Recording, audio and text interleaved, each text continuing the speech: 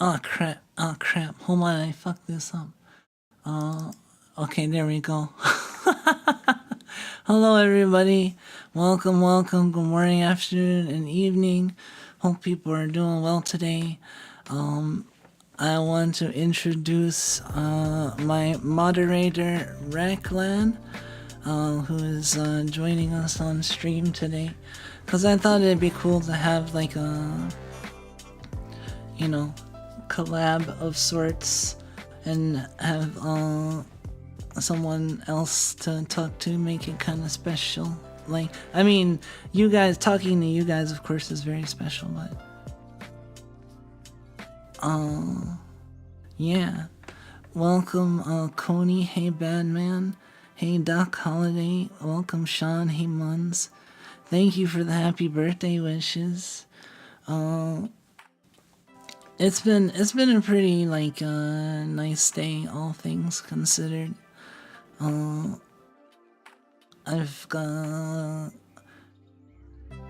been preparing some stuff for Halloween. Halloween costume. But yeah. Well, it is a pleasure to be here. Hello, everybody. But yeah, it's nice to have you on. Sorry if I'm a little awkward. It's kind of weird having like someone else on, even though we did have like the Factorio stream, but like it's still weird like having someone else like talking with on stream. Yeah, it's definitely a different dynamic. I mean, I'm used to in my position. Raccoon's in the way of chat. Oh wait. Yeah, I'm a little bit in the way of chat. Let me fix that. Yeah, hello everybody. Hope you're having a nice evening. And yeah, happy birthday. Thank you. Let's see.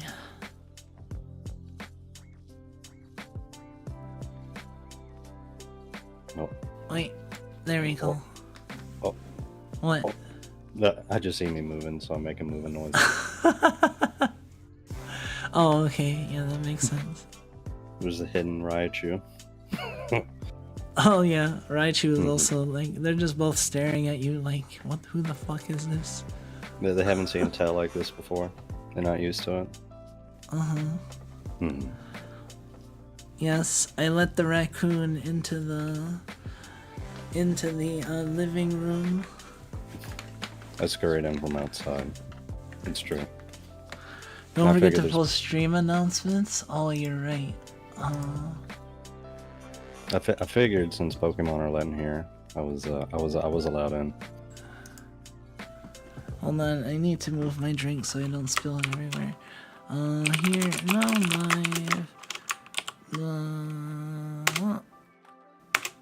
live. Are you asking how it is on the table, Muns? It's nice.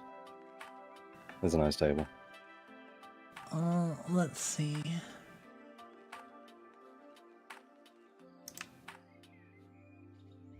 Did I post that I'm live? I thought... Yeah, I did, okay. I just didn't post it on Discord, I forgot Discord. I should really, like, figure out a bot at some point. I've just been kind of, like, busy, you know? Understandable. Look at, I have, like, a new feature, like, I can, like, duck. Oh. Oh. Oh. It's good. A little bit more mobile. You can duck, dodge, and weave. A little bit, yeah. If I bring up a menu, I can even do it even more. Yeah. Yeah, it's wonderful to be here. It's wonderful to join you on your birthday. And again, hello Snugs. It's nice to be here. And I hope y'all are having a good day too. Yeah, it's nice having you on. like playing Factorio with you last time was fun, and I've gotten pretty far at this point. But yeah, we can work on the base. I'm just about getting to like unlocking space in Factorio. Like there's the space platform stuff. I just need to make purple science. Yeah, there's a few investments in the base that need to be done, some things that need to be changed around, but that's we'll be working on that. I know we'll be working on different projects just because it's easier to split up work stuff between people. Yeah, definitely. Except when it takes out taking out hives. that's best done. That's the team building exercise in the game. Although you can totally like solo hives. I mean, if you're playing single player, that's all you can do, right? But, yeah, of course. But having a second person does make it more fun, and makes it easier. So, so you might as well do it together. Just faster. And it's just faster. The biters have been kind of annoying. I've beaten them back a little bit, but like they're kind of getting in. Not too bad. We're kind of defending now, but like there's like a pretty massive basis right on the edge of our pollution cloud. But yeah. Yeah, they are little pains in the asses. There's no getting around that. I can't wait to encounter like other species on the other planets, like the ones in the opening that they show off. The big worm thing. The big worm thing is just kind of like, what the fuck? Because I saw like how much fucking damage you have to pump into that thing to even hope to kill it, and like, it's there's like, a bit of a equipment check, I guess, is the best way to put it. Yeah, but depending on the area of the the area of the map, I think the demolishers only like it's not like the entire literal area is just like worms are gonna go through, but like there are danger spots where like some of the resources are located, and then like that'll take you into their territory. So you'll have basically a safe zone and then like the danger zones. Hey, welcome Freddy. I always want to call you Fazbear, or like, I don't know, but yeah, Freddy. Welcome. Where are the glasses? Hold on, let me get some glasses going. Yeah, all the different I'll get the hat going too. The different enemy types are rather interesting. I can't wait to see how to best deal with them. There's like a new roaming spider as well that can like just go over terrain and everything, so walls are basically useless. Well, the small ones seem like they're just they seem kind of like really fast spiders.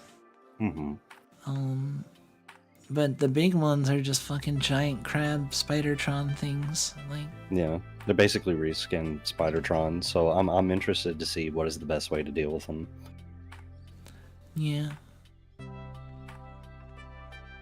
But I'm excited to get into the game, but I didn't really have like a specific plan to do other. I kind of wanted to do more stuff for my birthday. For like, I feel like there's like a certain obligation as a VTuber to like, I don't know, like all the VTubers I look up to are like in like Hololive and Face Connect. So when a birthday rolls around, it's like a big deal, right? So it's like me, like I feel like I need to make it like kind of a big deal, or at least slightly, at the very least, slightly higher deal than normal, right? Like. I can see that logic. To me personally, birthday should be whatever you want to do, but because it's unclear if that is what they wanted to do.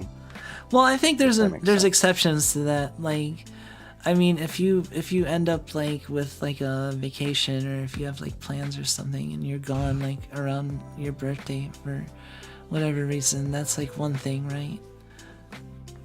But it's another thing entirely if but yeah. Debut reaction, yeah. Still waiting for the debut reaction stream. Oh god, I don't want to do that.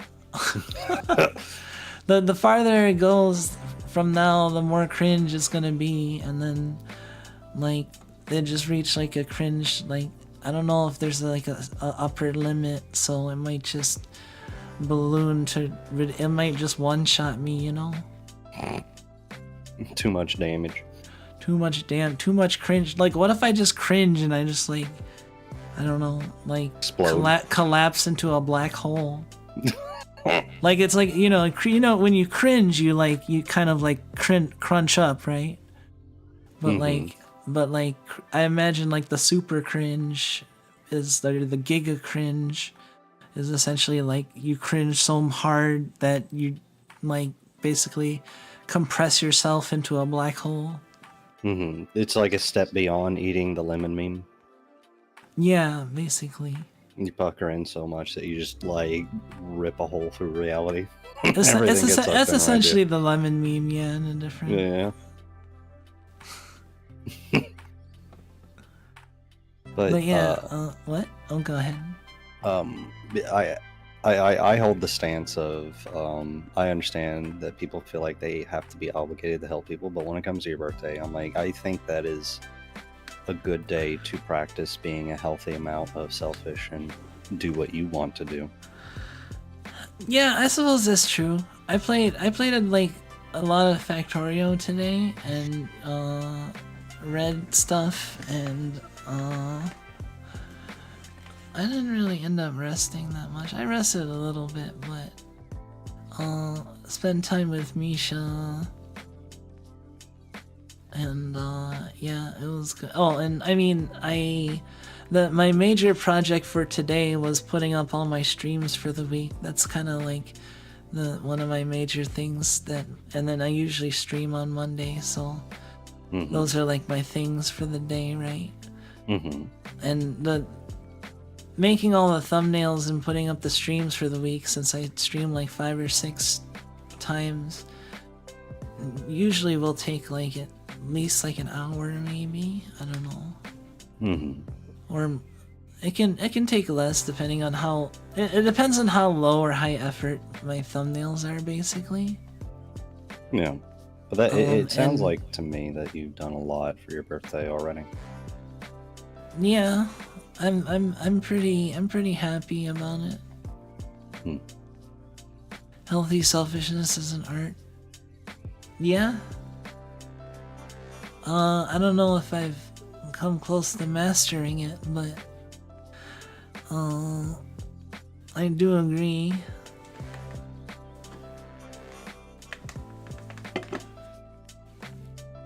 Oh man, hold on a second. No problem. I'm busting into the mini fridge. I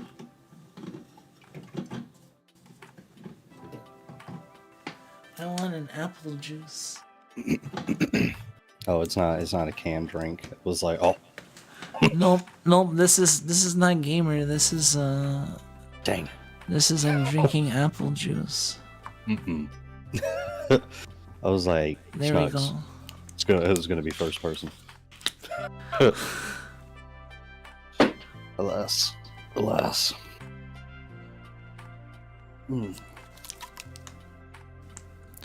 It is a baby drink. Like, it's in a.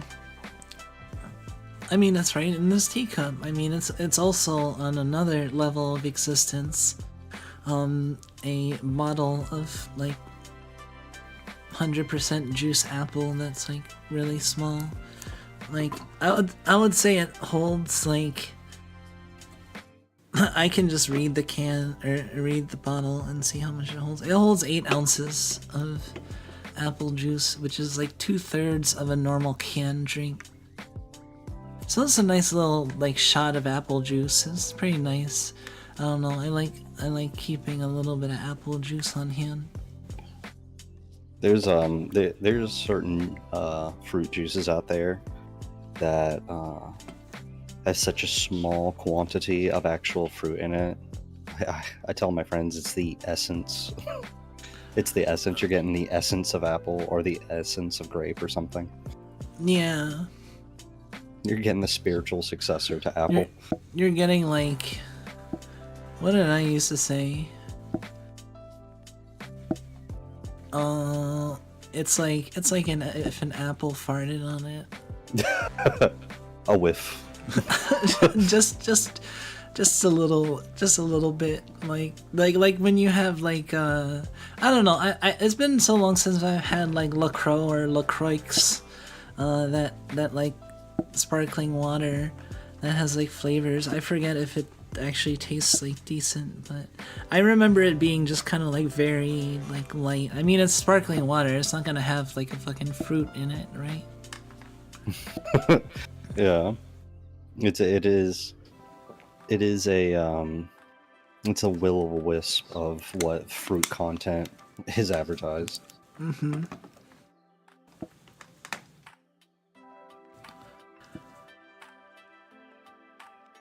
V8 drinks have none of the fruits advertised. Wait, are you serious? V8 doesn't have any. Well, no, I mean V8 drinks are like. I mean, this V8 I think still does like, but like V8 drinks, like V8 has a bunch of like a line of drinks that are not V8, but it's like V8 brand. Like that's the thing. V8 is like I maybe I'm wrong, but I thought like actual V8, you know, is like that stuff. But then like they also have like all these other juices, right? That like might have like one or two different things or whatever. Mm-hmm. Because I was assume it was V8, like 8 vegetables. Like when I was yeah, I've had that. It's like thick as fuck. It's pretty weird. It's not bad, but like I don't know. It's amped up tomato juice. V8 Science Pack win. I don't know. There might be V8 Science Pack is essentially the Organic Planet Science Pack, because there's like, you know, stuff that spoils that. and you have to do plant matter. You have to process plant matter and stuff spoils, and you have to make science packs. So I imagine there's like, I'm wondering if there's like ways to like refrigerate or like, you know, keep the spoilage from happening, so you have like temporary storage or whatever. Yeah, in like freezers or refrigerators. I am excited to see what the different, because I haven't been to the other areas yet, so I'm gonna go in like fresh and blind to the new planets in Factorio. Yeah, I'm pretty blind too. I've just been speculating. Like most of the stuff that I talk about, I don't actually know. I'm just like I don't know if there's refrigeration. They've shown some stuff in like the news, like that are just like that stuff spoils. You know, they've talked about some of the features, but they haven't gone into the details in the news articles, and I haven't really like read into it beyond that. Like that's mainly my exposure to Factorio, like spoilerage. Is I've read a bunch of the news articles, because they pop up when I select Factorio on Steam.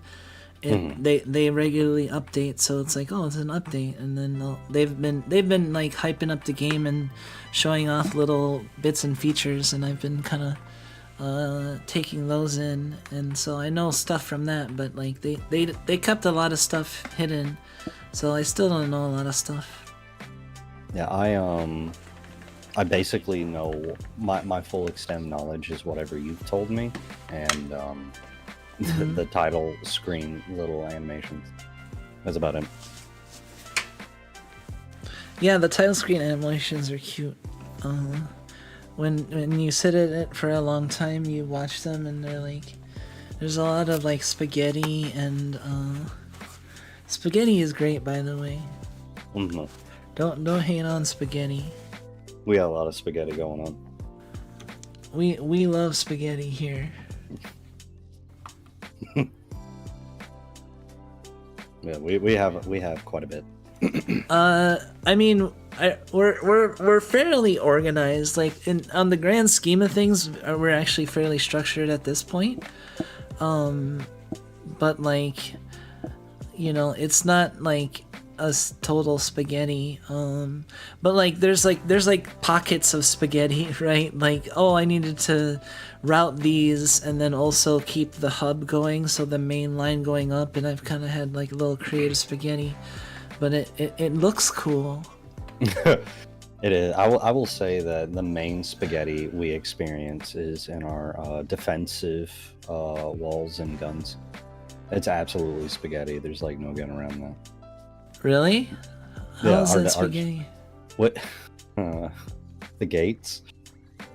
Oh, the gates. The gates, the gun placement. So sometimes there are guns with walls around them, and then other times they're around the walls, and then they're like patches, because it's responding to how enemies attack. So it has to be flexible, but it's a bit spaghetti. It's a bit spaghetti over there. Yeah. It's just like, well, when I think of spaghetti, I think of like belts, and we don't really use belts in our outer defenses right now. So like, I don't think of it as spaghetti. But I guess if on the general, like, in the grand scheme of spaghetti just being like inefficient or haphazard designs, then I guess yeah. A little bit of silly nonsense. Nothing too bad, just silly nonsense. I've actually been like researching into how to build other bases. Like I'm fairly familiar with how the main hub sort of works, and that's been working for us. But I feel like the major base I would want to go after this would be like a to try to do the city block setup. Which looks really cool, and that's basically where like you organize everything into 100 by 100 blocks, and you use power poles to measure it, and then you put a blueprint, you stamp down a square of 100, and then you tile that essentially, and then you have specific blueprints for like different stations and whatnot, and they all do exactly like one thing, you know, like you'll have a red science square, and it's pretty cool. I know that I know that something was a feature you told me about, because I didn't use it in my other times playing this game by myself or with other friends, is that I didn't know about the collective like blueprint system. Oh yeah, the collective blueprint system is cool. I just like figured that out. Like, I think I accidentally hit B, and then I'm like, oh, what is this?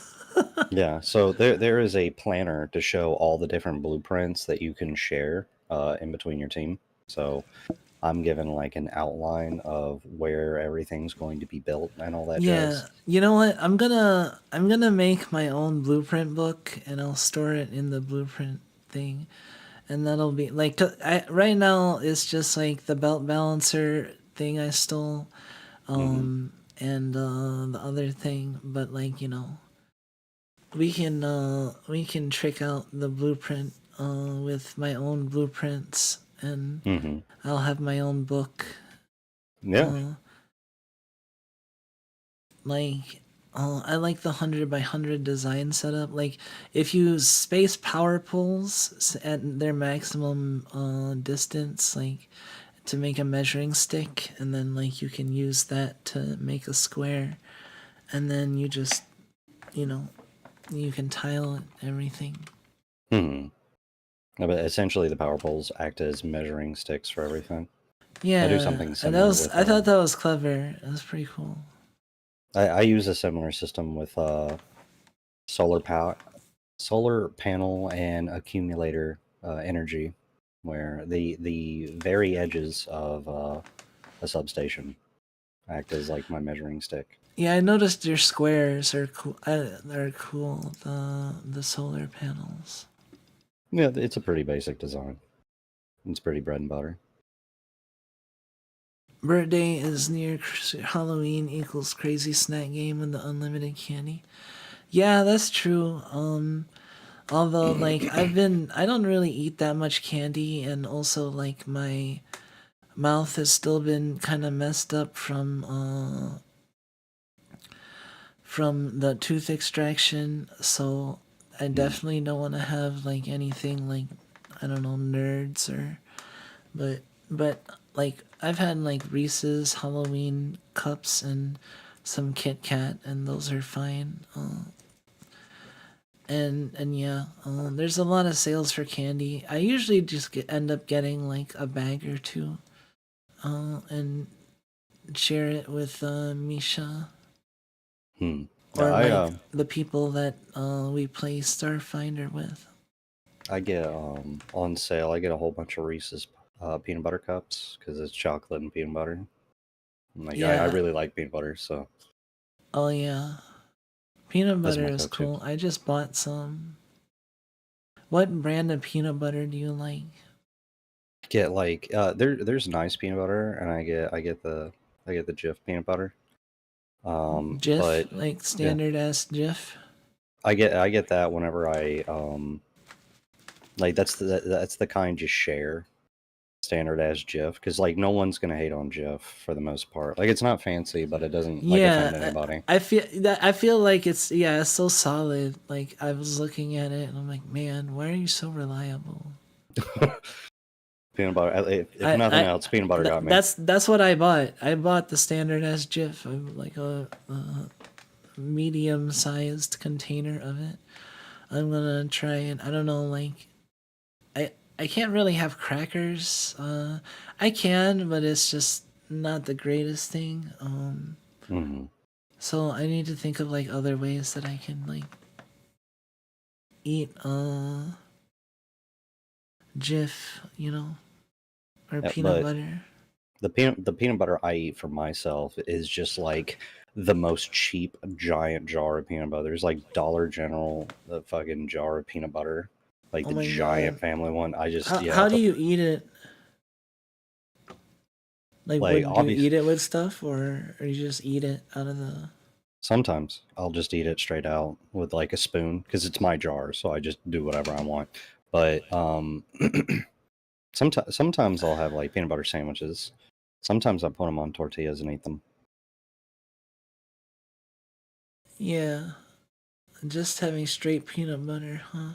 Yeah. I mean, I guess that's fine. It's like it has a lot of calories in Project Zomboid. Has a lot of calories, has a lot of protein. It's a really easy thing to stomach a lot of. So I have never had a situation where I've eaten peanut butter and I'm like, oh, my stomach's uneasy. Yeah, that sounds pretty solid then. Yeah, I eat peanut butter on a lot of things. I think my favorite thing to do with peanut butter currently is make no blender milkshakes with peanut butter. So it's pretty cool. Like, no blender milkshakes? So there's a way to make milkshakes without using a blender. Snugs, you might like this too. So all you need is a ratio of 3 scoops of vanilla ice cream to half a cup of milk in a mason jar. And then you take a fork and you mix it together till it's a little bit chunky, but not all the way homogeneous. And then you throw in whatever you want. I usually throw in peanut butter and chocolate with a lot of peanut butter.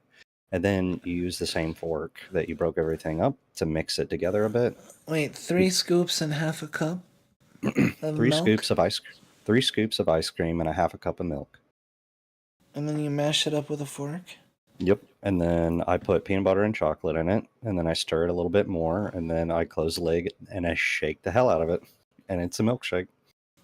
It's the easiest milkshake you'll ever make. I mean, I guess it's literally a milkshake. You're shaking the milk. Yeah. Yeah, it gets it to the right consistency. It's nice and thick. So yeah, Is that how they did it back in the day? I mean, is it literally like milkshake? I believe so. I believe that is they actually shooketh the milk. Yeah, Yeah, I milk guess that shook. makes sense. That's kind of cool. I imagine like someone. I imagine that the guy that like does all the milkshake like has like fucking is ripped, you know, just from all the core work, like in Hmm. the on the arm work. Looking like Popeye. Yeah, Forearms looking big as hell. yeah. A Hmm. bartender trick. Yeah. Well, the thing is that I feel like it's harder for for a milkshake because like you kind of have to shake it violently, right? Yeah, you have to shake the ever loving motherfucking shit out of it. Yeah, like with booze, you don't really have to shake it like that hard, right? Like it's all liquid, and like you usually you're not mixing like anything. That's if you're mixing a bunch of like liquids together, then you don't really have to shake it that much, you know, Hmm. if at all. Like when my friends because I'm the only person who's seasoned in any kind of drinking. Hmm. Um, I'm a casual competitive drinker. Uh, I Competitive drinker. I will be the only one in my friend group that knows how to make cocktails. So I Uh, made apple teeny for my friends before. Um, and they're really nice because when you shake it with ice, you get these little tiny ice crystals if you shake hard enough. So it's like a really pleasant mouthfeel. But yeah, you shake way less roughly when you make like a liquid based cocktail, whereas a milkshake, you got like material that's it's sticking to the walls. You gotta shake the devil hell out of it. You got to get it yeah. get unstuck.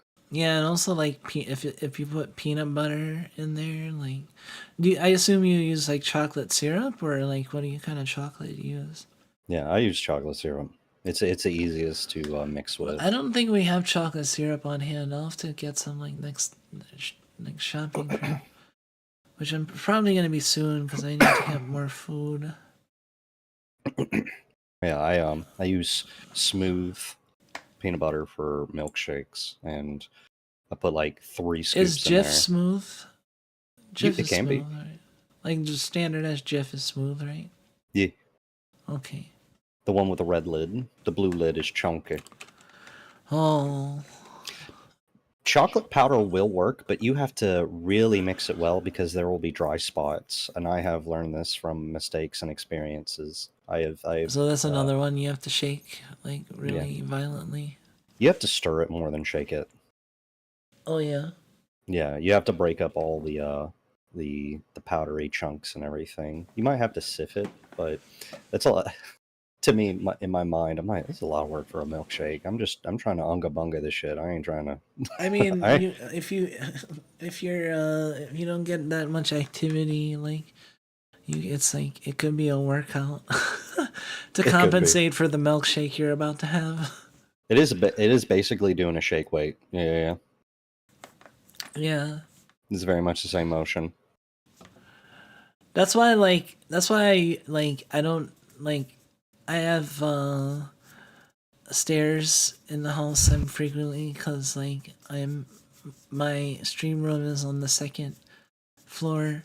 So like Hmm. I'm frequently going down and upstairs, and like if I have to go down and up, I usually don't begrudge it because I think that's like ends up being a fair bit of my activity. That that probably helps out. But yeah,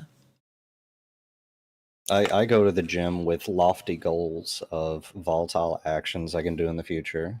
I know a lot of people have like motivations to when they work out and stuff, and mine is I want to be able to pick up a fridge and leave with it.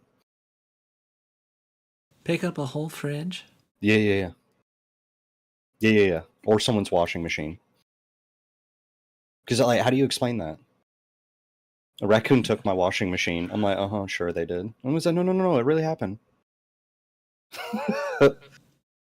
It's a perfect crime. It's a perfect crime. How does that work? Just lifting a washing machine. Yeah, like, is that how heavy is a washing machine? I'm not sure how. 800 pounds?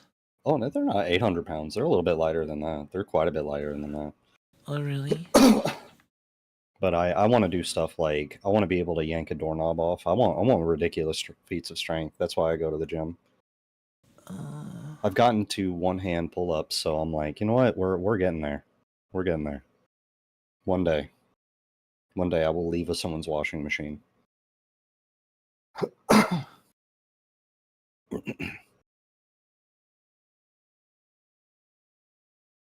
You know, I'm actually curious. I need to look this up.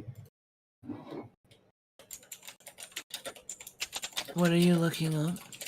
Average weight of a washing machine. Oh, yeah, I was actually curious too, but I was thinking about if I wanted to look it up.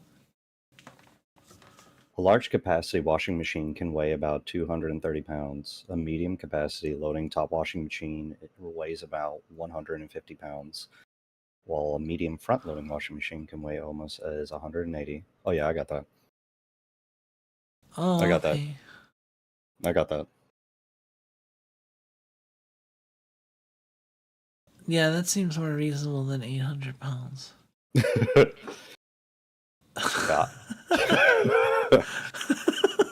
I was thinking, like, God damn, washing machine. No, I'm filled with bricks. I just love the idea of just like ripping the washing machine out of the wall and leaving with it. I'm like, what you gonna tell him? Oh my god. You didn't take a picture of your washing machine? I have a future washing machine thief on my stream right now. And then I take the dryer. Oh my god. I just like the idea of taking like big, bulky, but not exactly as heavy as you think equipment. Mm-hmm. And Mungie had the same idea, fill it with bricks. every time you're not doing the laundry, you fill it with bricks, so it's harder to steal. See, the countermeasure is just you open your washing machine and you're like, where are my bricks at? They just steal the bricks. Yeah. Free bricks. Oh my god. Yeah, it's those kinds of feats of strength. To be honest, to be a little bit more wholesome, I am the kind of person that's like, it's like, oh, you live to impress us. I'm like, absolutely not. It's like, oh, my grandson got all the groceries in with one trip. I'm like, absolutely, yes, I did. Throw the rice on my back. I got this. Man. That's pretty great. I mean, I'm not like super like Kanata gorilla strong, but I've carried a lot of shopping bags at once. Mm-hmm. Pushed by the desire to not make a second trip. Mm-hmm. There's like a mini challenge. Risking my fingers. Oh yeah, there's like red marks all over you. It's the scars of battle. Yeah. More washing machine, your washing machine. Ones that is a, you know what? I might have a moment. Oh my god, what if you opened a washing machine and there was another washing machine in it? Well, are we talking about another washing machine, or like, is there a washboard in there? No, I like probably a washing machine, like a mini washing machine. Like they have the small ones, if one fit into another washing machine. Oh, that one's for me. Just take it. I feel like at that point, if I opened a washing machine and I found a tiny little washing machine, I'm like, this is made for me. Right? Like this little raccoon-sized washing machine. Yeah, okay, but what if you opened the second washing machine and inside was a black hole? Well, I would probably close it. Okay. Then I go to that person's house and open it, because apparently there's a fucking mad scientist living there. Okay. Someone's got curious about that. do you have mini washing machines with black holes in them, Kumiko? No, Oh, okay. not to anyone's knowledge. I see. But to my knowledge, yes. I was like, you lined that up pretty quick. Should we go to Factorio? I'm enjoying this chatting, but Yeah, we can go to Factorio and chat. I mean, we can still chat in Factorio. That's very true. Like, let me host. By the way, I didn't tell chat, but I'm having a cup of coffee right now. But my backup beverage is I drink a lot of Arizona green tea. So that's my backup drink. Okay. I'm plenty well hydrated. The server is up. I will be in shortly.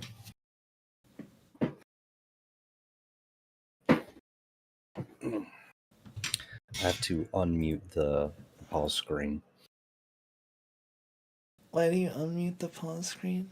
Because I mute it because I wait for like it because Factorio takes a while to load up. I wait for you to like start everything, and then I like Factorio's already up, and I just join. It's a lot more quicker and smooth that way. And so do you play with the music on? Yeah. Okay. You sound concerned.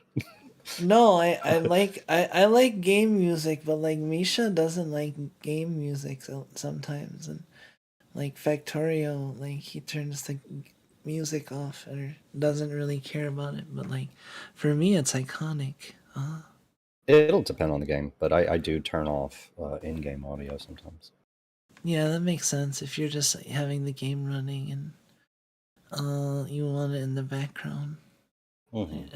Sitting at the title. I'm in the game, by the way. Oh, are you? Let me. Hello. Hold on. Let me put you on screen. Oops.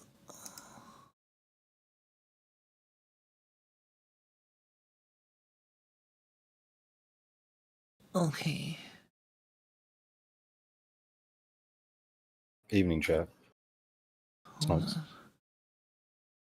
Phone key. I'll hide for now. Visualize thing, is this for apple juice? Oh yeah, I had apple juice. Where the fuck did I put that? Okay. I didn't finish it. So Snugs, all the science labs have different little names. Yeah, they get their little unique names. It's kind of funny. This is Thomas Rowan III. You killed it.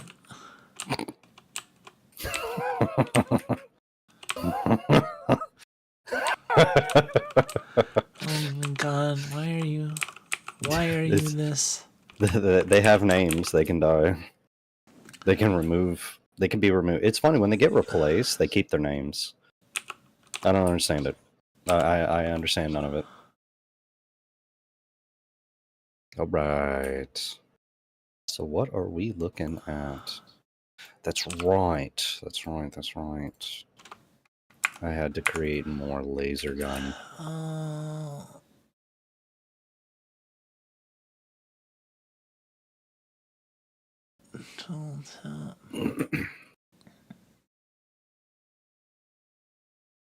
Oh, I can add shortcut bar rows. So out of curiosity, what all have you progressed in? Because I'm sure the Snugs would be interested as well. I'm trying to see if can you change it so that you can zoom out farther, or is it? No, I think it's a set amount. It's a set amount before it turns to the map. Well, I mean the set amount, and then you have to zoom out for. Yeah, they're after you zoom out enough, it just turns into a more like basic layout. But yeah, you just have to go to map and zoom out a certain amount. Okay.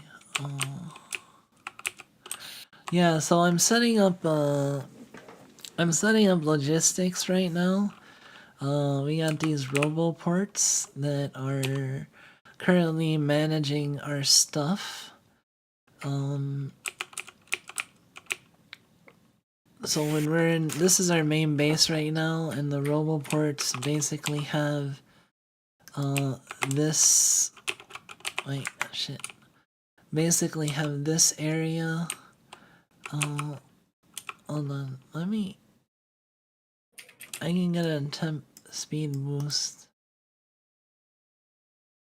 if I add another exoskeleton, but my battery will drain fast.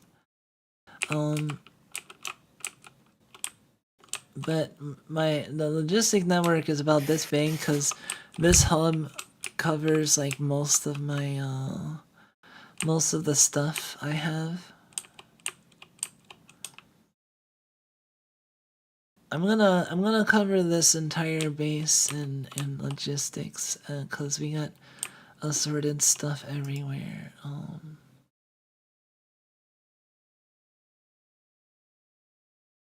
You just have to.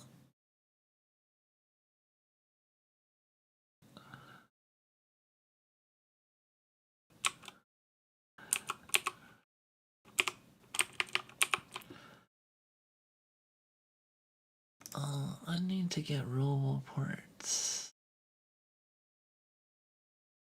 Yeah, a lot that we worked on was increasing power, increasing production. Right now, what I'm focusing on is turning a lot of our coal-powered machinery into electric-powered machinery, so it's all hooked up to one grid, and it's a lot easier to manage, like what kind of resources and power we need and stuff to go from there.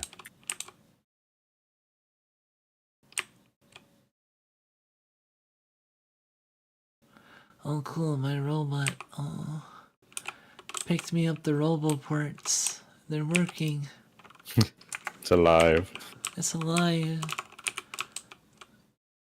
How would you feel if Dr. Frankenstein hit a dab after saying it's alive? What that be kind of acceptable? dab? Like the arm dab or the weed dab?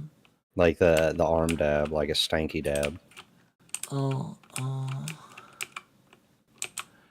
that would be interesting. It sounds like there's disapproval in there, which I can't disagree with. There's not too much disapproval. Not too much. There's a smidgen, but not too much.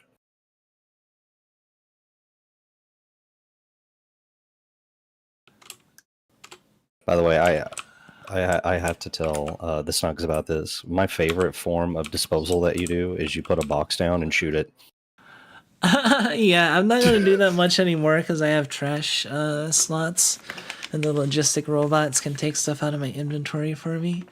But like that was the thing I would do. Like I got all this stuff. Fuck this stuff. Fucking put it in a box. Shoot it. There's something like so simple and masterful about it. Made me very happy. It's just like, well, and then just shot it and left, and I'm like, yeah, I guess I can't argue with that.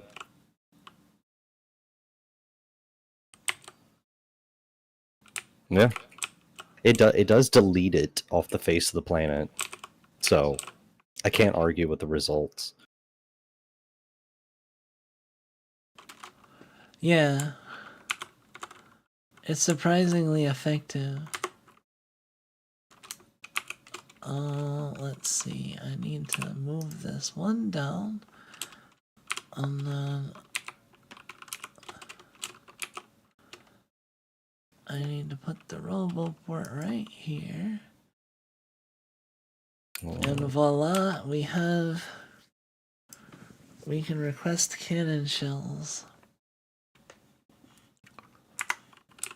We can get cannon shells from the logistic grid and explosive rockets. What else is important to connect?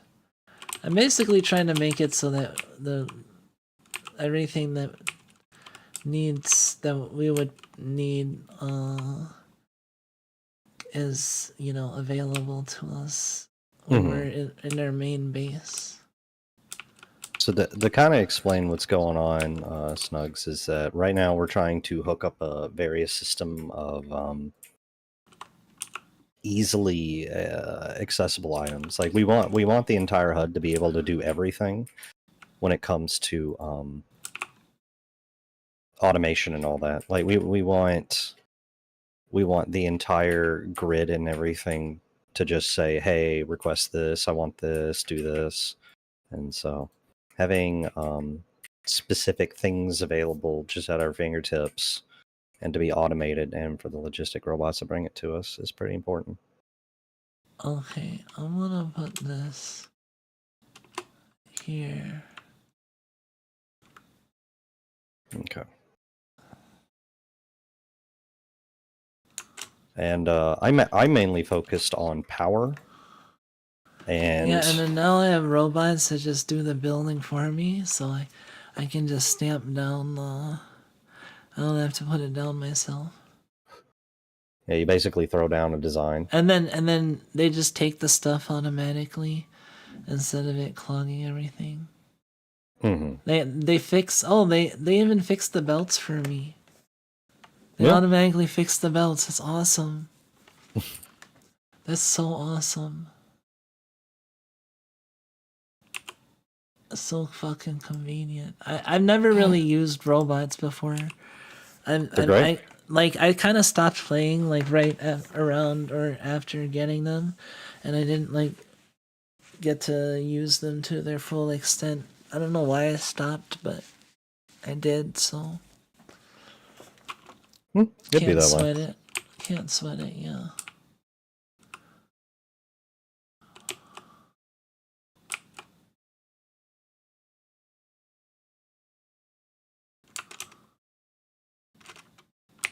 Yeah, like I said, for my part, I'm setting up laser turrets around our iron ore deposit.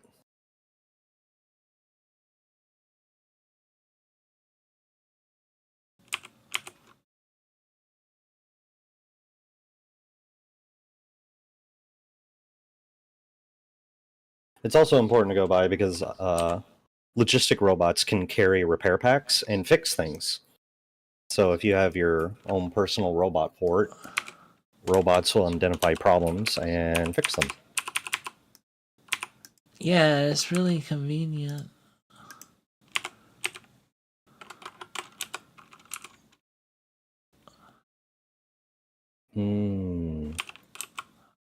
Alright, we got the robo part.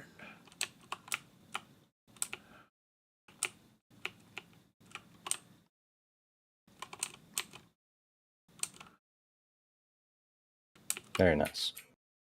Where? Oh my god. Oh, you got a lot of biters. They're in the annoying place. Oh. Ugh.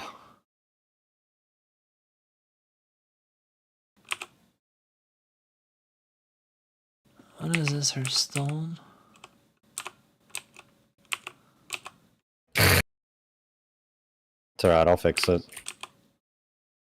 I like the robots are just doing it. That's cool. They're just having the time of their lives. Yeah.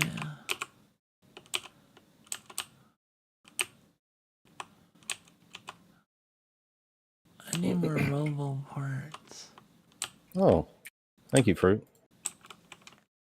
Hey, thank you, Fruit, for 19 months. Happy birthday. I appreciate it.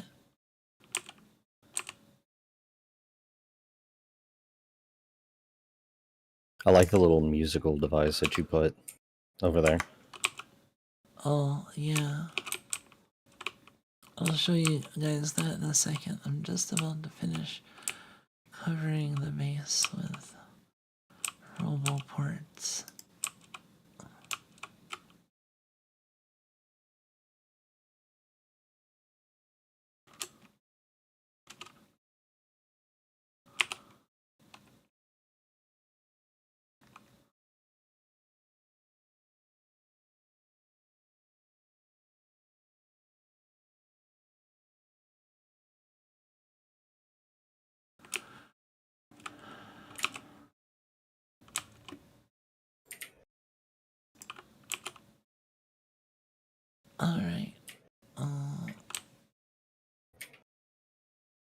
So now everything in our base that needs being grabbed is gotten in the logistics network.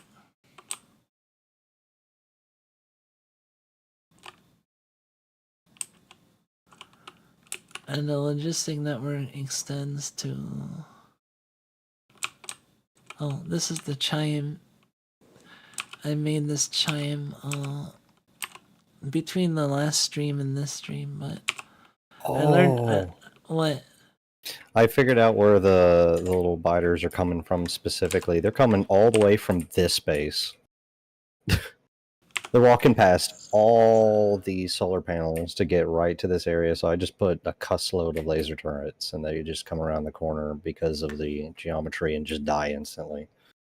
Oh. Good stuff. I'm glad they're dead. I hope they die more. Yeah, I'll take out that base soon. I want to establish purple science. Yeah, no problem. I'm over here just reinforcing defenses and all that.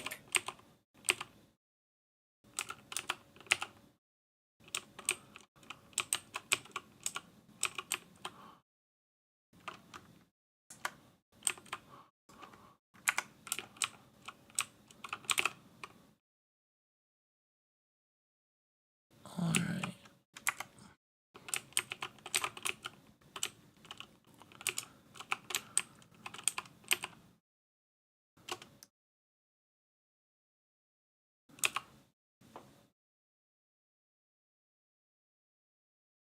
I'll put down more storage chests. I'm gonna start throwing this into the logistics network. Well, actually, wait, I'm dumb. I'll just put them in the storage chest myself.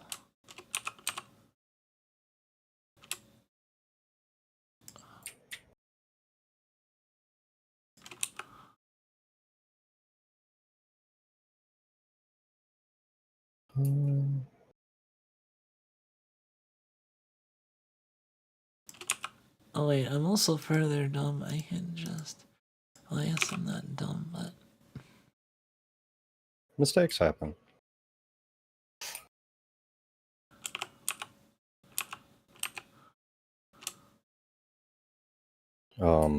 Yeah, for my part, my current goal is to look at removing coal as an item we need in our furnace making. Instead, it goes directly into production. So, if the Snugs are interested in what I'm doing, that's what I'm doing. Which means I'm gonna get started on stone.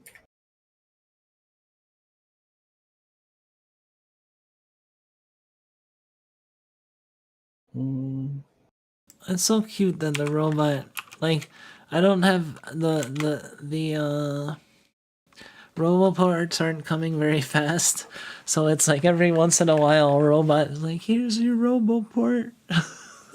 Yeah. And I'm like, oh, I got another robo port. How cute. I like the little robots. They make me happy.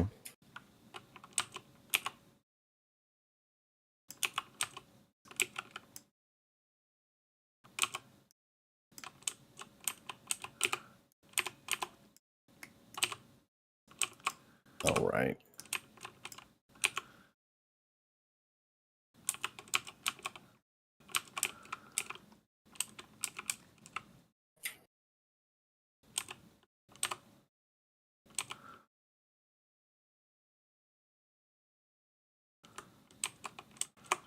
Oh, and then a bunch of them come en masse when I start using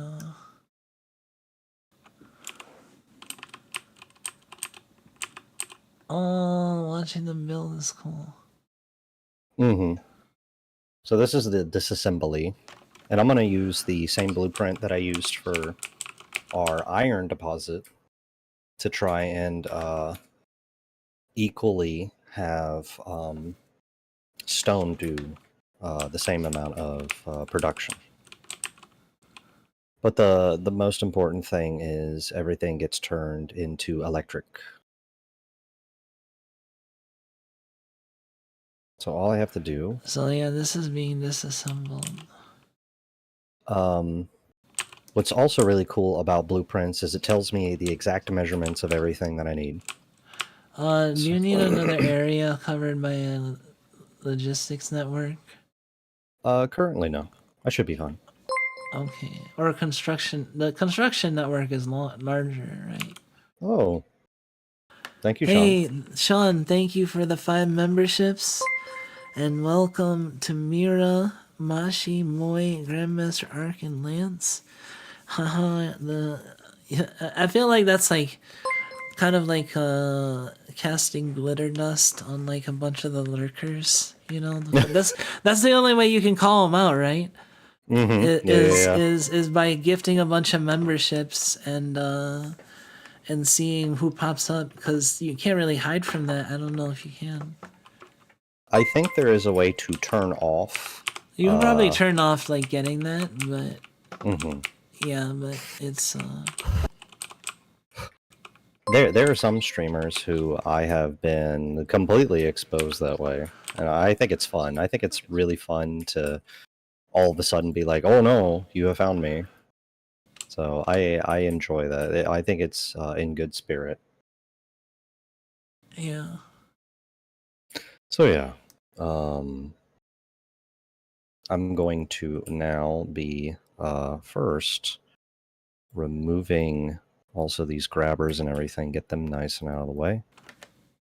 But all I have to do in order to make sure my blueprint is built, especially by the logistics robots and construction robots and everything, is just have the appropriate items like set up in my inventory, and then I just pick a spot and they go to town.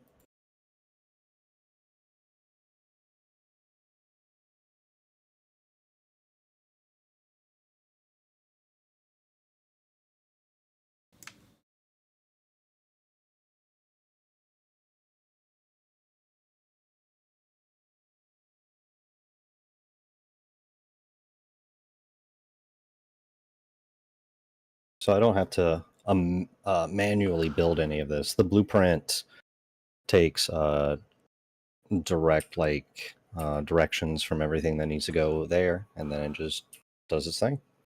45, 90.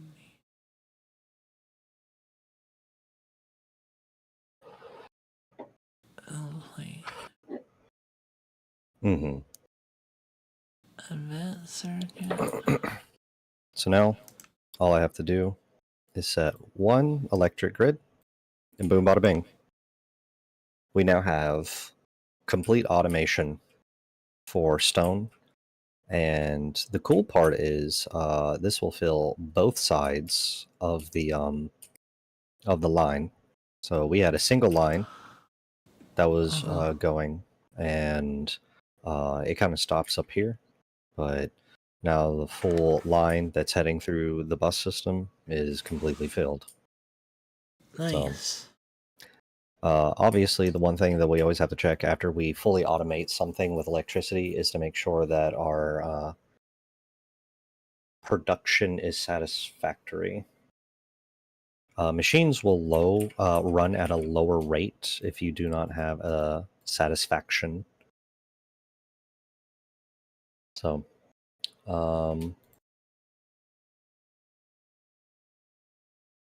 luckily, we have that going for us. A lot of what we'll be doing heading into late game, and we're heading in that direction, is a lot of things get changed from. Oh god, up north is getting destroyed.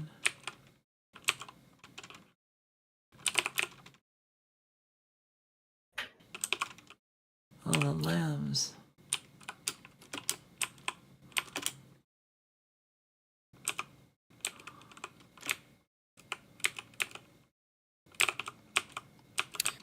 Okay. I need to add more storage chests to the assorted stuff we have around. Like Mm-hmm. we have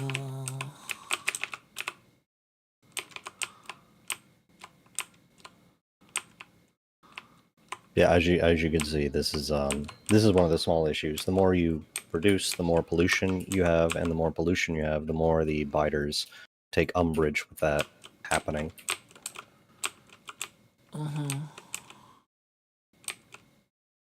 So we got to both make some more electric turrets and also make sure that doesn't happen anymore. So I assume they came from the north. So I'm gonna build a temporary wall at least and start blocking that off with turrets.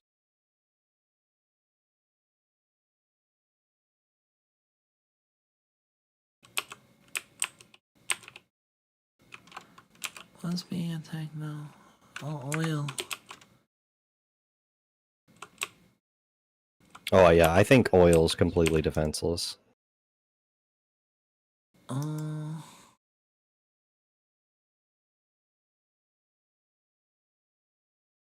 trying to get equipped with stuff.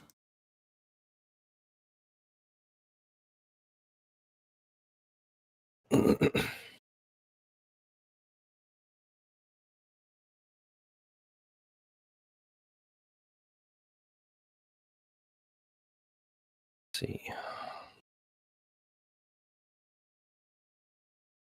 Hello. Hey, welcome. Remember when gifting used to default to off, and at some point they changed it so that they changed it. It was such a weird default. Mm-hmm. Really, it was default off.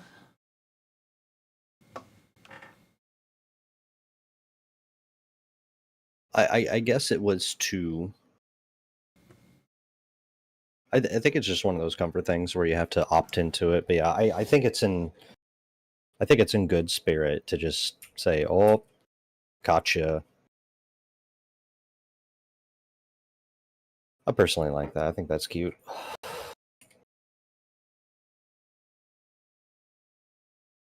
I need to get a lot of steel.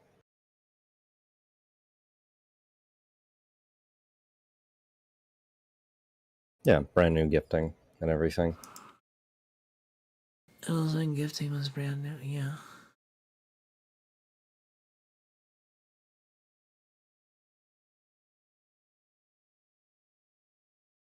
Oh, let me make sure there are no steel in these boxes.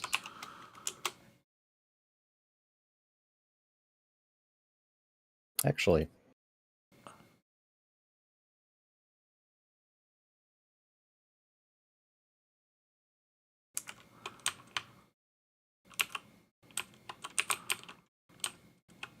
okay. I'm gonna make some laser turrets and line the top with them, so we don't have to worry about the biters getting in from the top. I'll probably replace the rail guns here eventually as well, but they're doing their job. They're fine. Yeah, but it seems like the biters came from the top because they're just right there. Because I also want to go over there and force them into heaven. So I'm going to go ahead and look at lining this wall. So I can lead them over to this wall so they, yeah. Stop doing that.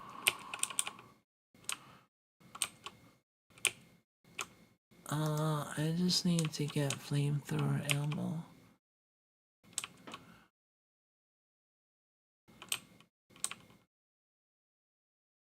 Oh, and put solid fuel in the logistics network.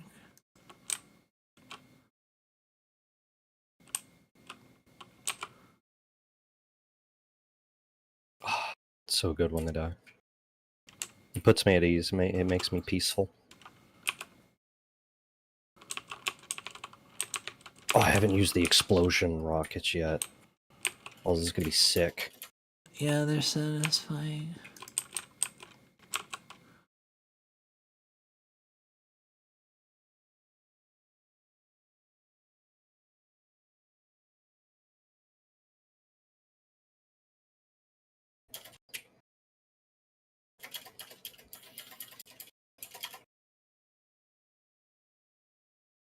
Oh. Snugs, I love it. I love it when the bugs get the zaps. It makes me so happy.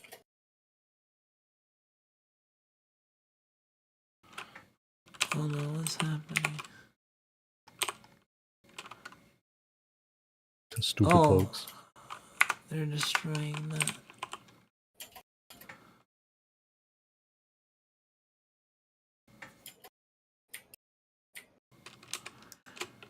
I have to keep remembering that I can build with shift and all.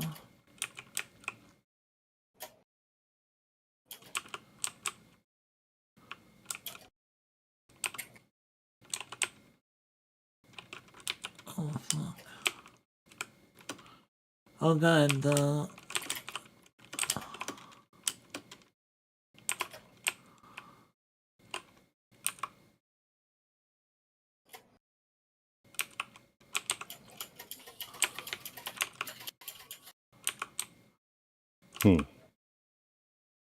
Oh, let me see. I need repair packs. Oh shit! I didn't even notice there was a biter just in the base.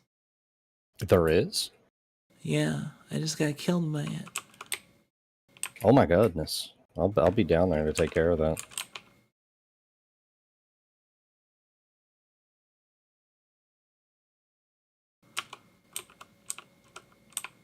How did they slip past?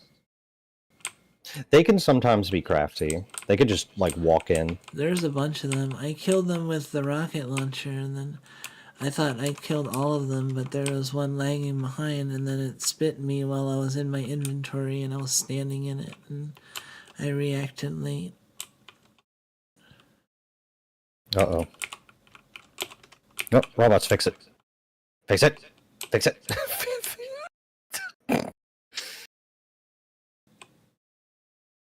So I accidentally went to my flamethrower. Uh-huh. But Where's everything's my body? okay. Where? I don't... Oh, ow, ow, god damn it. I have no idea. Right there. Where? Right? Oh no, that's your cursor. I have no idea where your body is. Oh, there it is. Alright, good.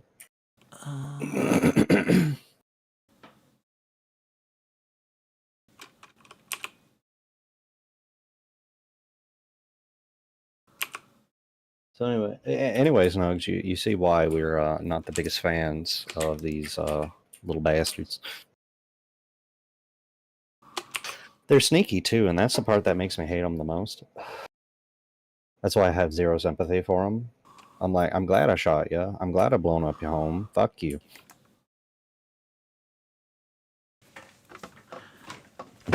Oh, fuck. You okay? I accidentally knocked my phone off of my table. I'm fine. Okay. I'm glad you're okay.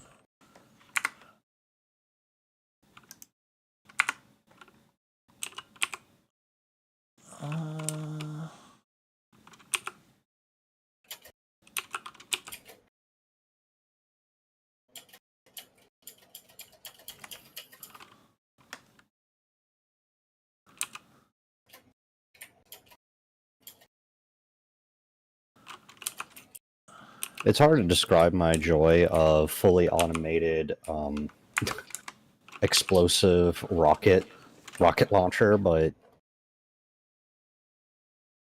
something deep in my soul understands it. Rocket launcher. Rocket launcher. Yeah, I'm pretty sure those little bastards snuck in from the right. I do like being exterminator raccoon. Cause fuck these things. They're a pain in the ass.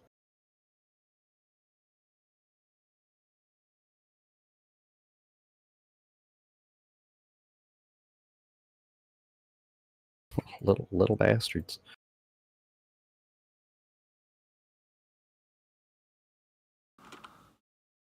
All right. Yeah, as long as you have like laser turrets and everything, you ain't got to worry about them. You just shoot them, you bring them to over where you are, and then you just let the laser turrets do their job.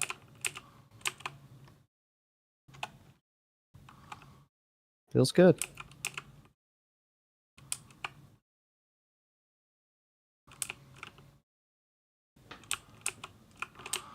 Obviously, I'm not making everything optimal. I'm just setting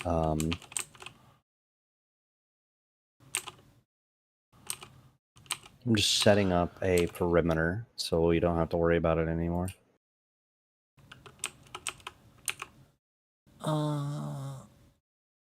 I'm getting more flamethrower ammo. Good investment. Obviously, bugs do not like flamethrowers, which means we love flamethrowers. We love it.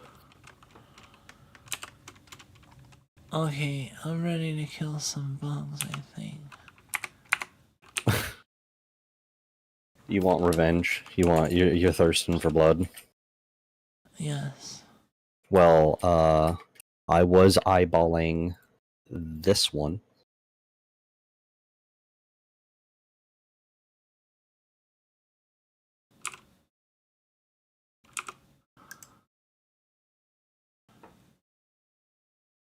Okay.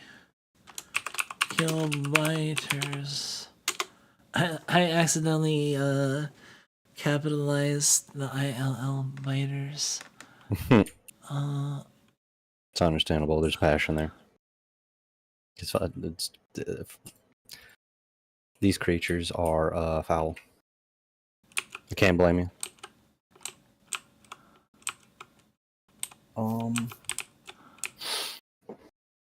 Actually,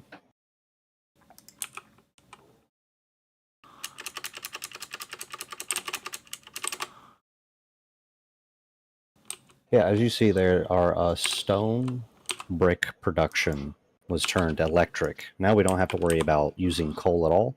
I'll probably rip up the rest of the coal line that is brought there, but for the time being, that is just stone being turned into stone brick. Don't have to worry about anything else.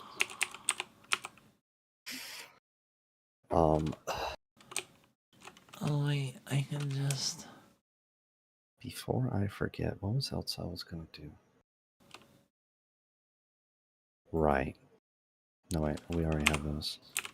Move that over, move that over. Have us here. All right.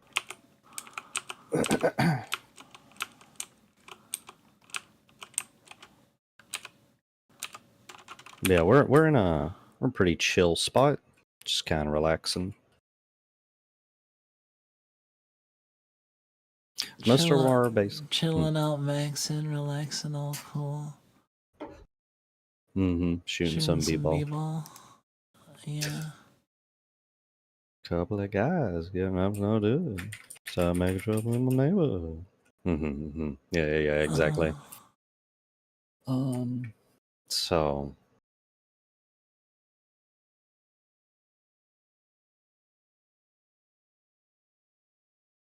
I'm interested in this one line that seems to be coal, but it was cut off. Right? Was this coal? Where? This was. Oh, that's what they hit. Oh, yeah.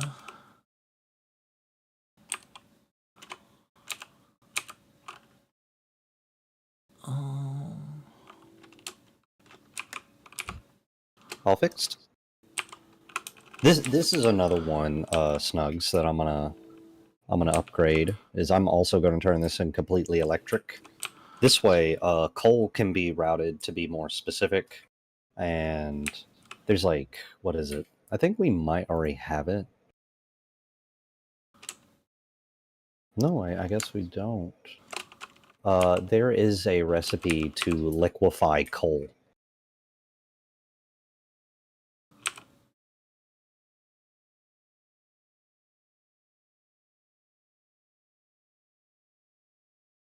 It's not refined flammables. Where is it?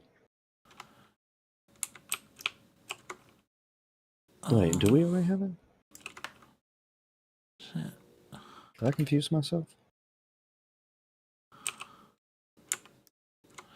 Oh, did you know that if you hold Alt and click on something, it'll bring up the Factoriopedia, and you can look up everything in the game, No. like details. It's pretty neat. Yeah, this game has a lot of options to be able to achieve things and do things, so part of what's really interesting and fun about this game is that it feels like there's a lot of potential to maximize, to be efficient and all that jazz. I highly enjoy it.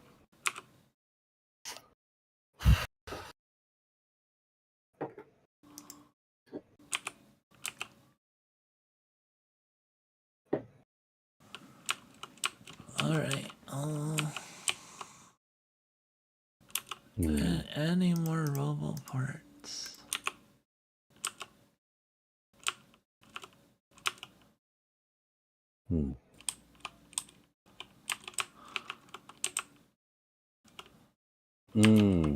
Okay. Huh? I was just checking out our red chip production, and We need more red chips, yeah. Yeah, we probably need more red chips.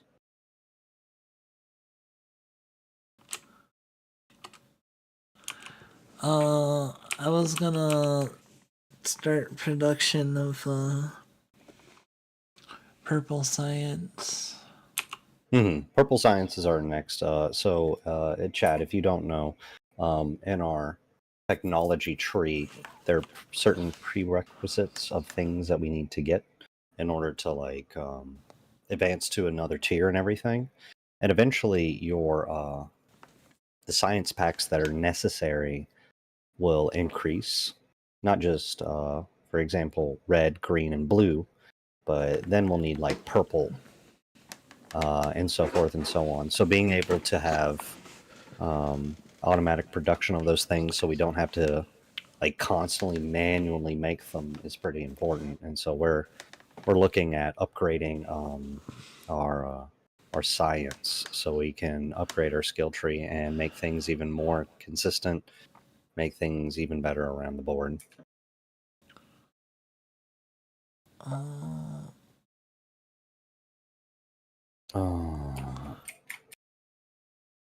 Electric furnace and productivity module. I need those things.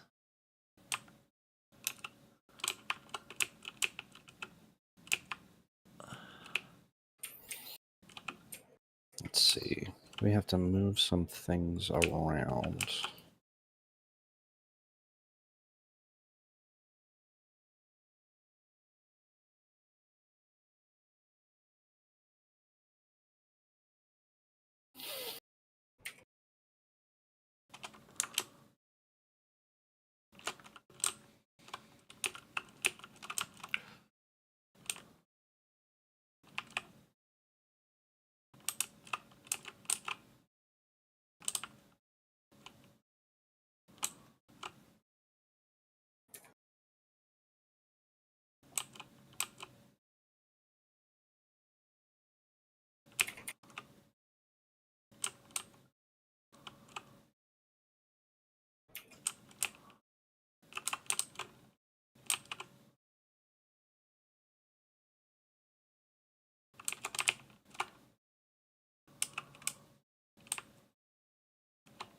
Alright,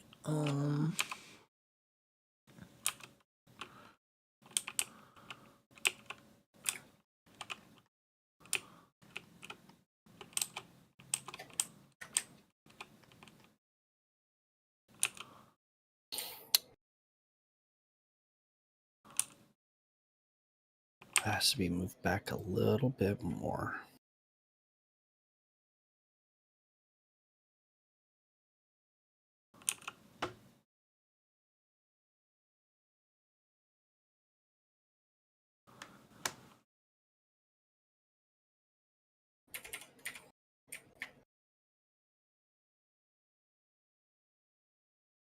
Trash unrequested. Oh man.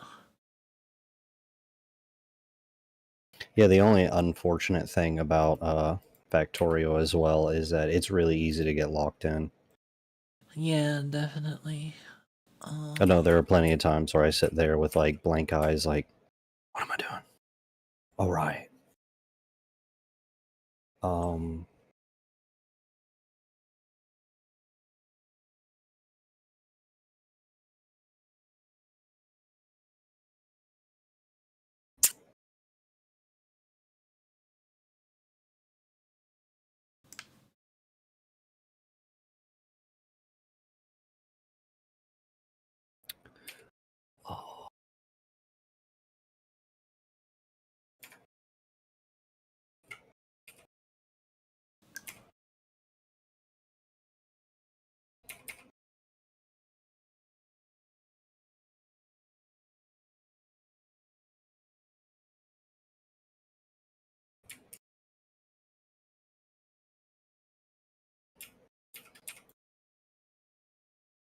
Okay.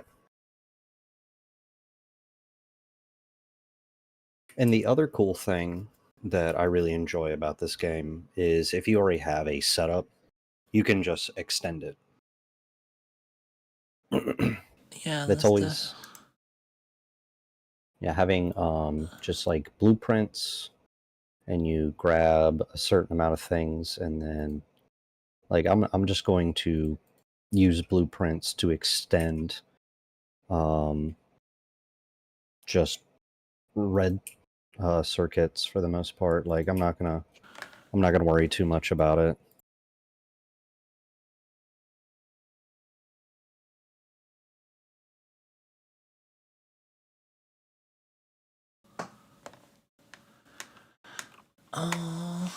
let's see.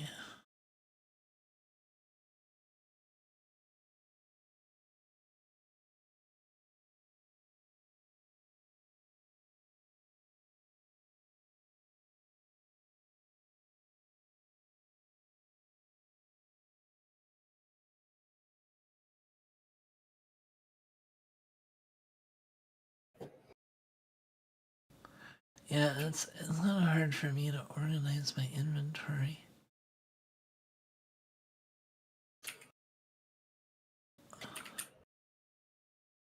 Mm.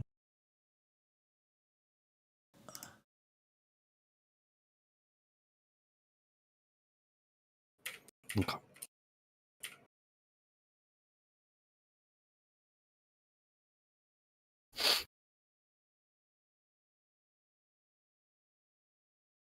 I'm just figuring out my inventory. You're okay. Mm-hmm. Yeah, Snugs. As you can see, like for the most part, this is just a lot of building upon established things that are already there. And we're just we're looking at what we have already made and how to make it better and so forth and so on. The other cool part about logistics. Oh, thank you. Thank you for the birthday wishes. Oh, thank you, Kyukensuke-kun. And welcome. Ironically enough, right now our biggest throttle to red chips is actually copper wire.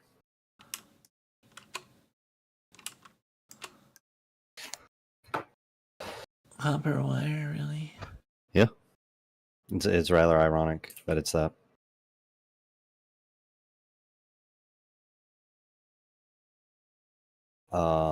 You need a lot of copper wire. You need a lot of. Yeah, we can put red belt copper wire. And then also, oh, what are you doing right now? Me? Nothing. Okay. I'm looking at what this alert is, but other than that, I mean the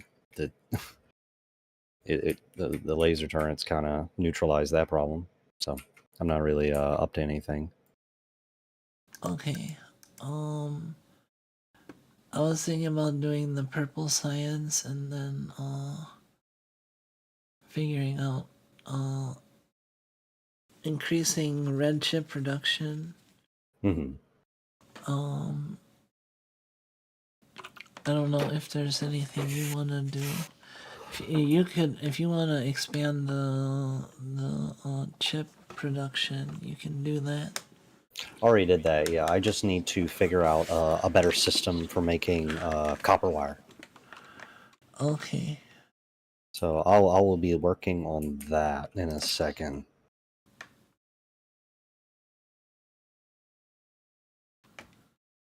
Hmm.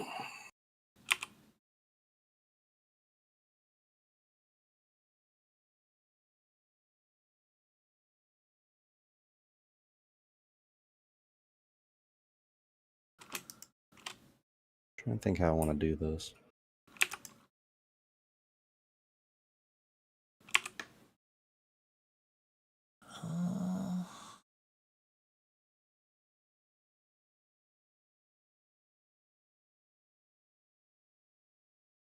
Hmm. 200.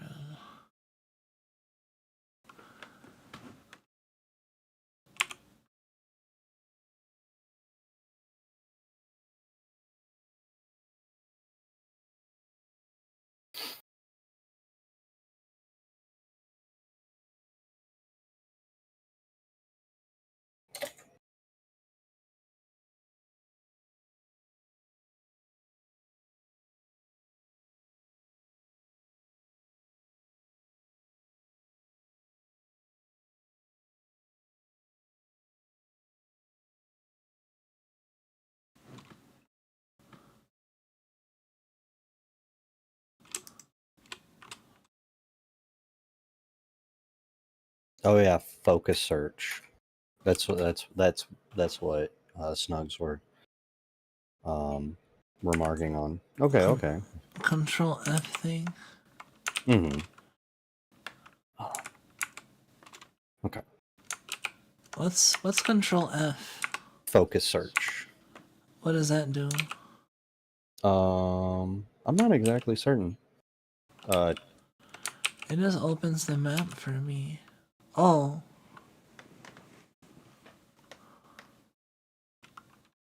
Hey. Wait. Control F? How did I do that? Oh. Oh, so you can go red.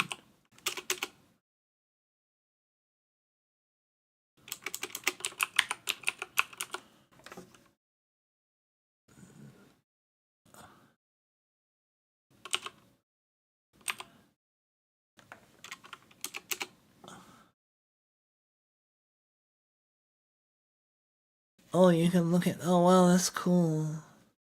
Do you see this? Mm-hmm. You can see where you're producing it and how much. Yeah. Yeah, that's what I was asking on my chat. If anybody knows what Control F does, like definitely tell me. Cool. Figured it out. Oh, we definitely want personal laser defense.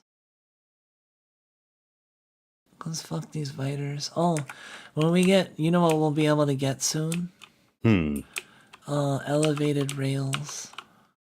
Yeah, I saw that they added that to this game, and I was actually pretty excited about it because I'm like, oh, that's a brand new way of like considering how to do things.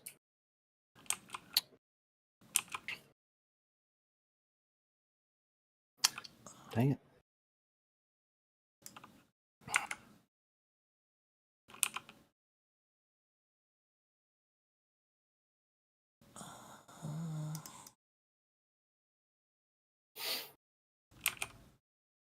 Okay. I need to make a bunch of walls.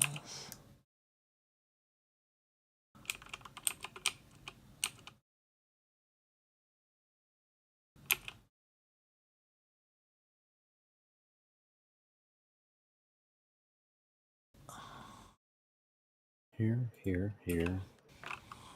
Here, here, here, here. Here, here, here. Solid fuel.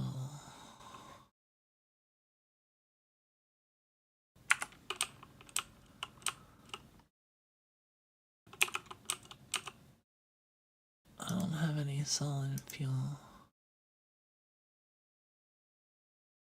Oh, you can remotely drive tanks? That's really neat. You can? I did not know that. Yeah. Snugs just informed us that we can do that. This is the other fun part I have about Factorio is like I learn a lot. I enjoy engaging with this game with other people because like I have my own set way of building things. It may be inefficient, but I have a lot of fun. So it's nice that there's still a lot to learn about this game. Yes, ones. Here, here, here.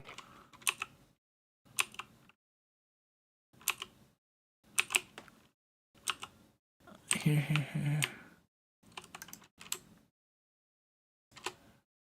Okay,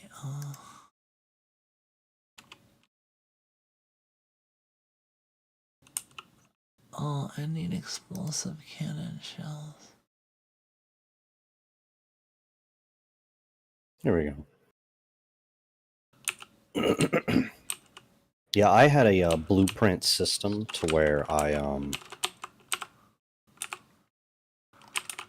do I put this? Oh shit!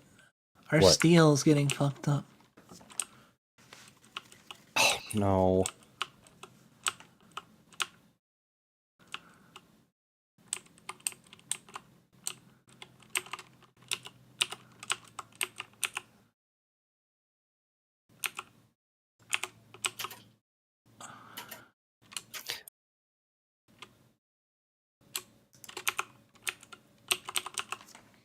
I'm gonna be destroying part of the base, but I'm killing them.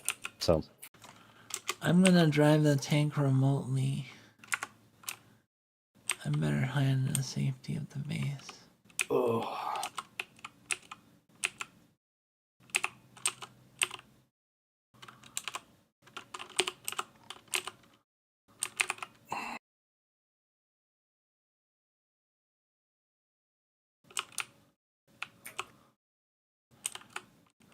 Dang it.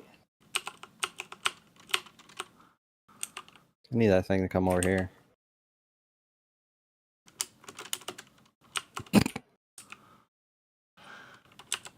Alright, I'm here to save the day.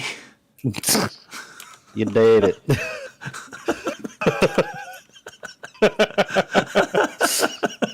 I fire one fucking rocket. And you destroyed this.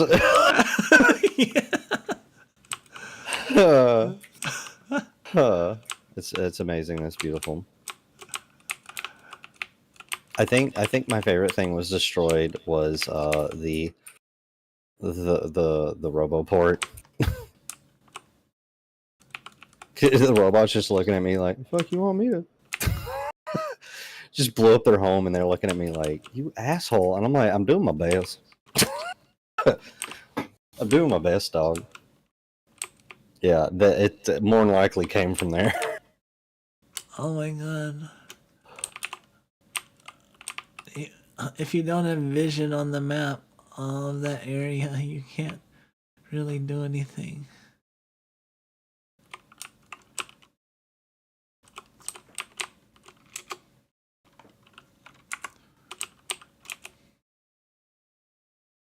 All right. So, steel has been fixed, but I am quite sick and tired of their shit. So,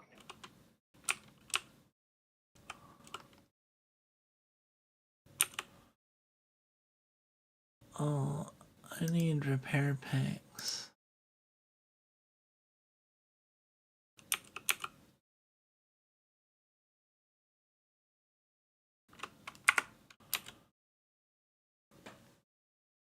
let's cause a ruckus. All right.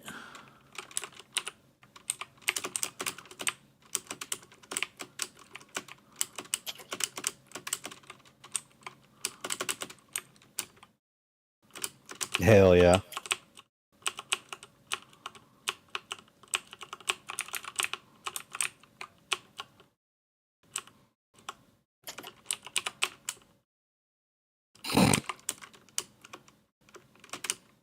I just see you raising hell over there.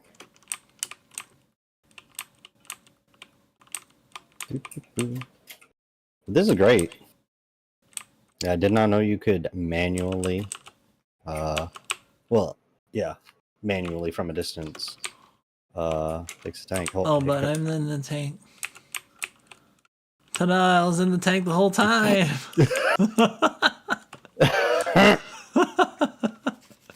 Surprise. Surprise. It's a birthday surprise. So yeah, this is what I do. I just set up laser turrets and I just goad them into it and start killing stuff. Because I'm not even trying to think about it anymore. I'm like I'm tired. I'm sick of your shit. They just kill everything. Rocket silo. So I'm there is a burning question for me, and I'm sure the Snugs have a similar question. How many times have you been hit by the train? Probably like at least 5 or 6 times. Maybe like 4 or 5. I don't know. It's understandable. Mm.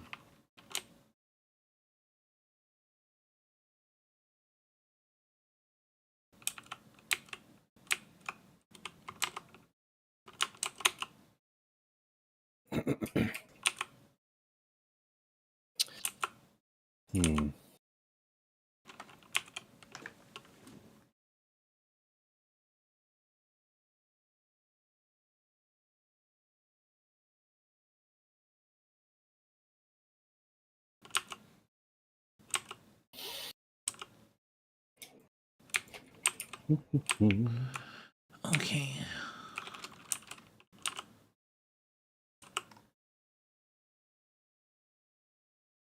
No.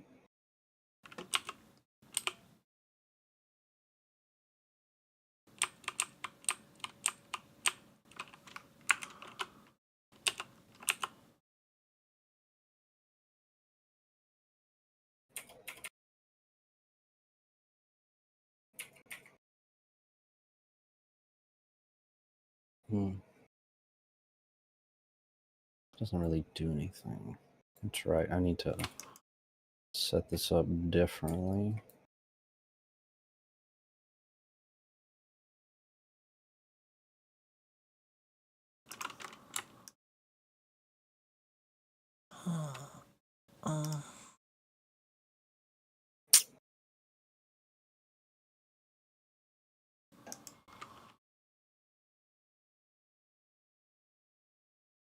I like that if you like have 400 piercing rounds,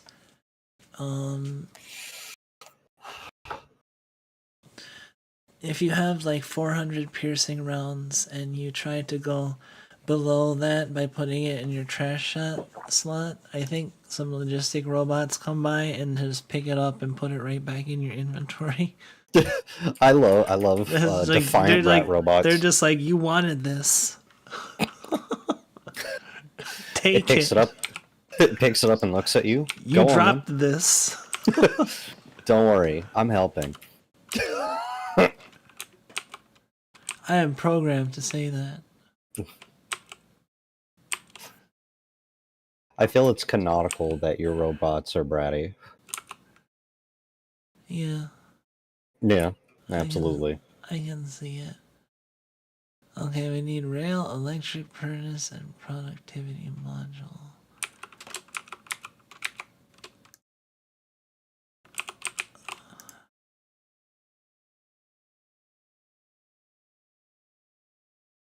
There we go. And I just fucked it up with copper wire. Okay, we're good. I absolutely destroyed it with copper wire. I was tired of thinking about it.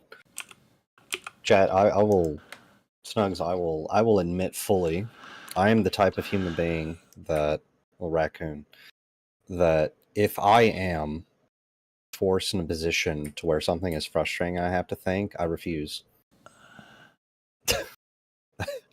I arguably become more like a petulant child, and I will be like, screw it. We'll get it done.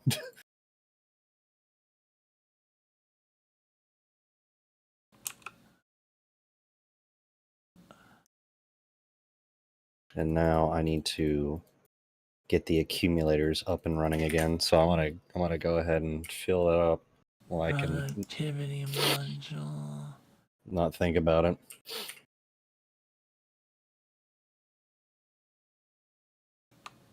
Okay. That reminds me. How's our power? Power's good. Power's damn good. Yes, ones. I see the I see the circle hole, and I'm like, well, I have a hacksaw. That's my solution.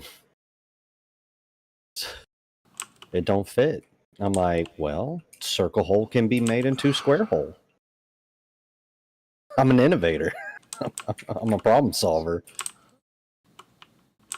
This wall has no door hole. Me make door hole. I do unga bunga things. If I get frustrated, I unga bunga things, and I admit this about myself and my flaws. Yeah, make square hole. If circle hole wasn't meant to be square hole, why I have capability to make square hole? It makes no sense. It's wherever I want it to be. There's a blank wall, and there's a door hole. Like, place where a door is supposed to be. It's around the door frame, in the center of it. There's where the door hole is, but sometimes you gotta make your own destiny. Sometimes you gotta be a master of your own free will. Deep. As far as the door hole goes. I wonder about that, Snugs. I'm sure other people do this, just with smaller increments of it. And what I mean is, are there problems that when you get frustrated with them, do you automatically go, no, I'm not thinking about it anymore? I am just going to destroy, or I'm going to roughhouse it until it works. I can't be the only one on this. I'm certain that a lot of y'all do the same thing.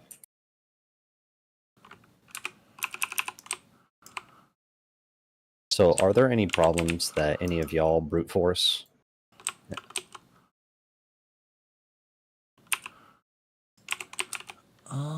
I don't know. When I'm trying to beat a boss in Elden Ring, or I'm really grinding. I'm just, I was determined that I was gonna beat it with the rotten great axe, because that's what felt right. Mm-hmm. In my heart of hearts.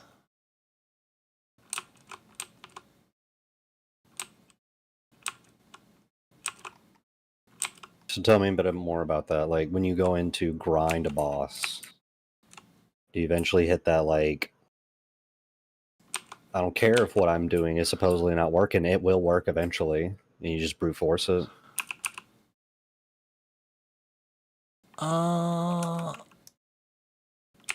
It depends on how I'm feeling, like, what's keeping me from beating the boss. Mm-hmm. But you'll, like, refuse, I know you've changed your setup, so I'm not going to say you refuse to change your setup, but is there a particular, like, I'm not going to do that? I know summoning is one of them. Yeah, I don't want... The main reason I don't want to summon, especially in battles against people like Mesmer and like Renala or whatever her name is.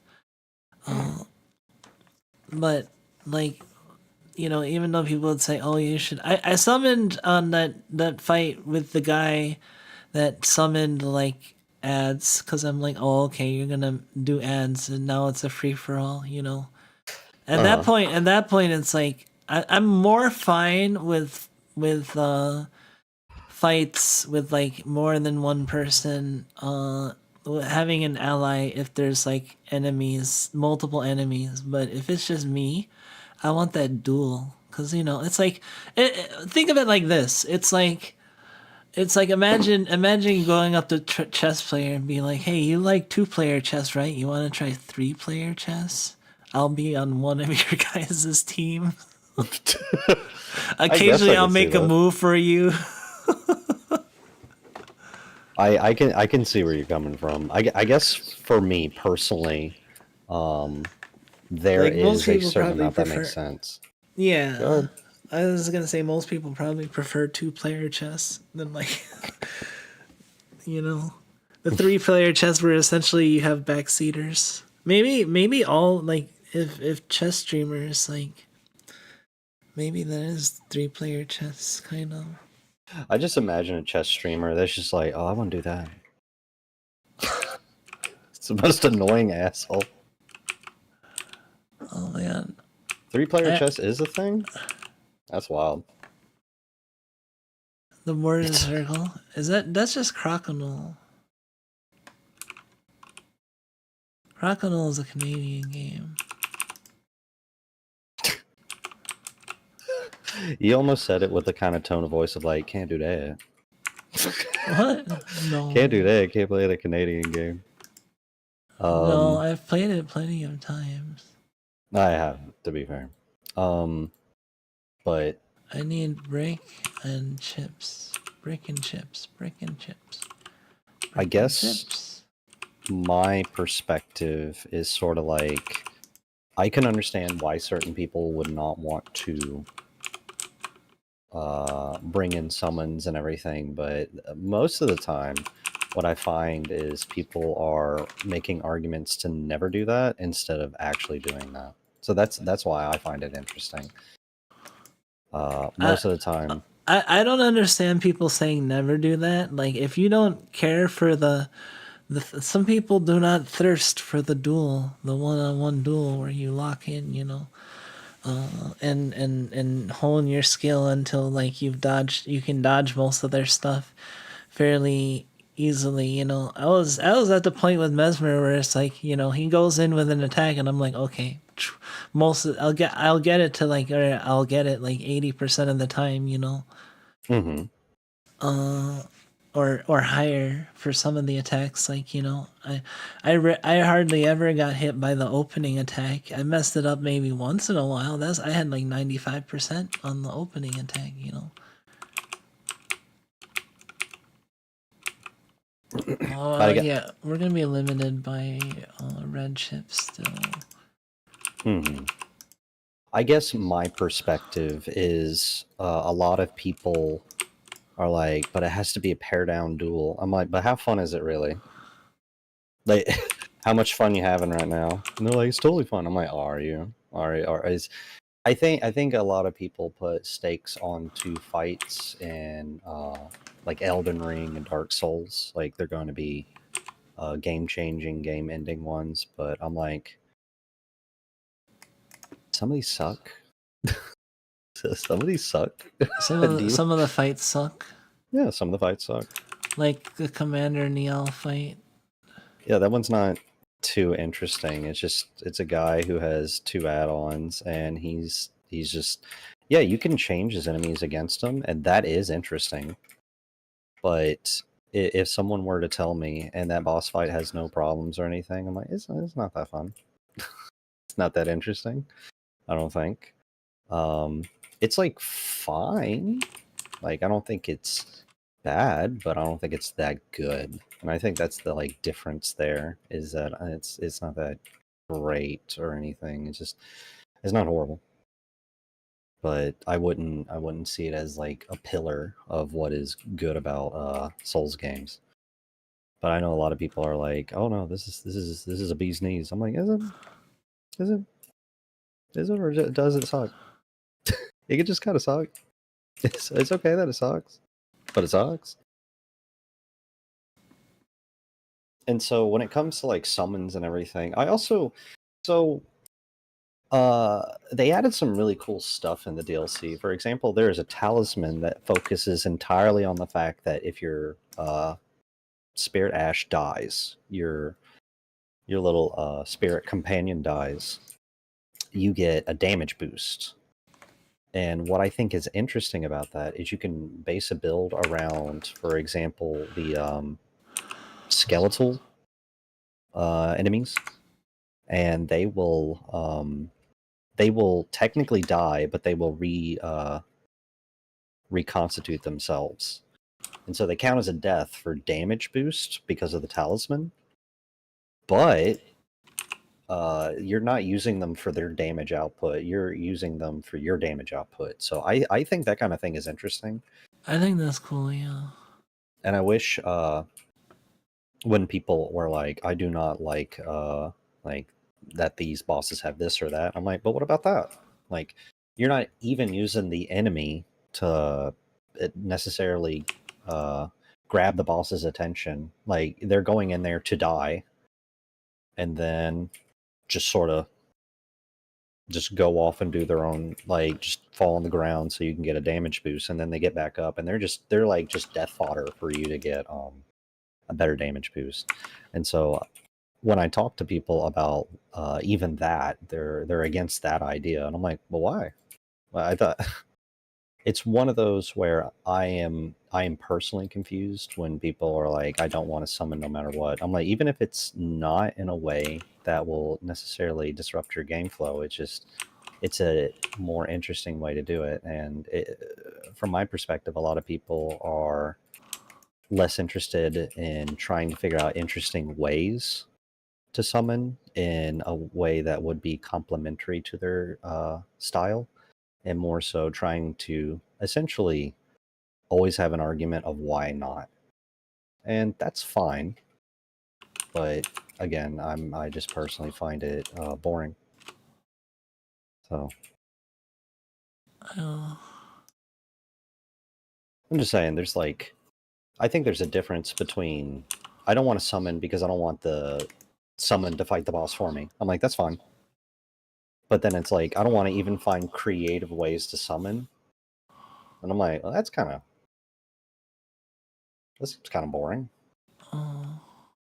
So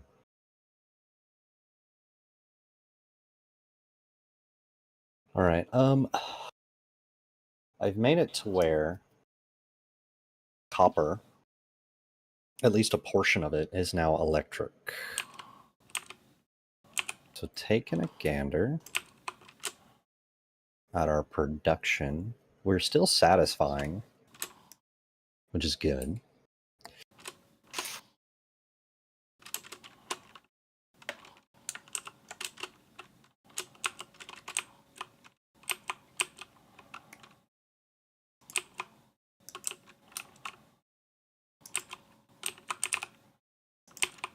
And my next hope is to I can actually probably just get this done.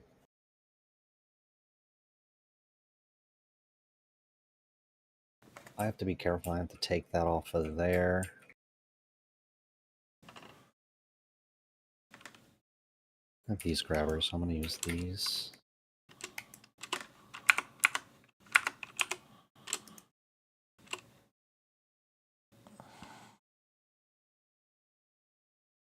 How fast does this make rail 3?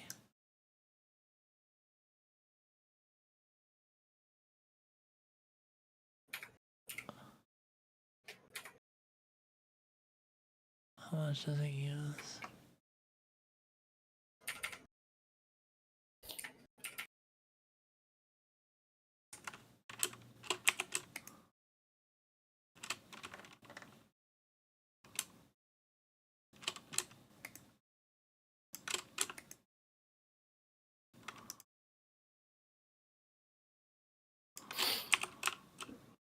Okay, that stops all the coal, right?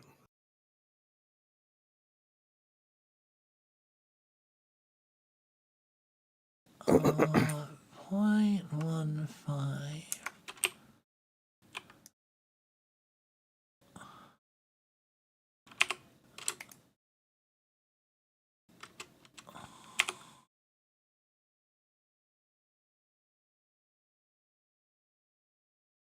I need 3 furnace machines.